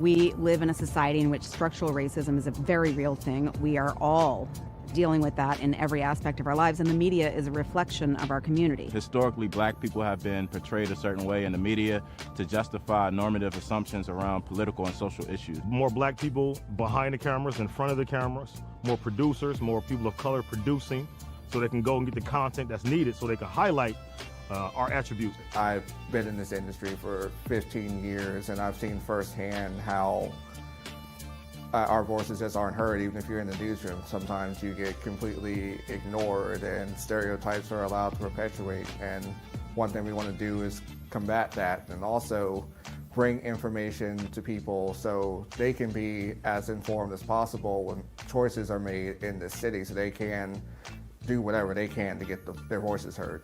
What I believe can be done about the situation is to have more people of color creating news stories, more people who have a interest in and a social consciousness that relates to the stories that they're telling. Charlottesville Tomorrow looks at these issues. We can present them on IMHO.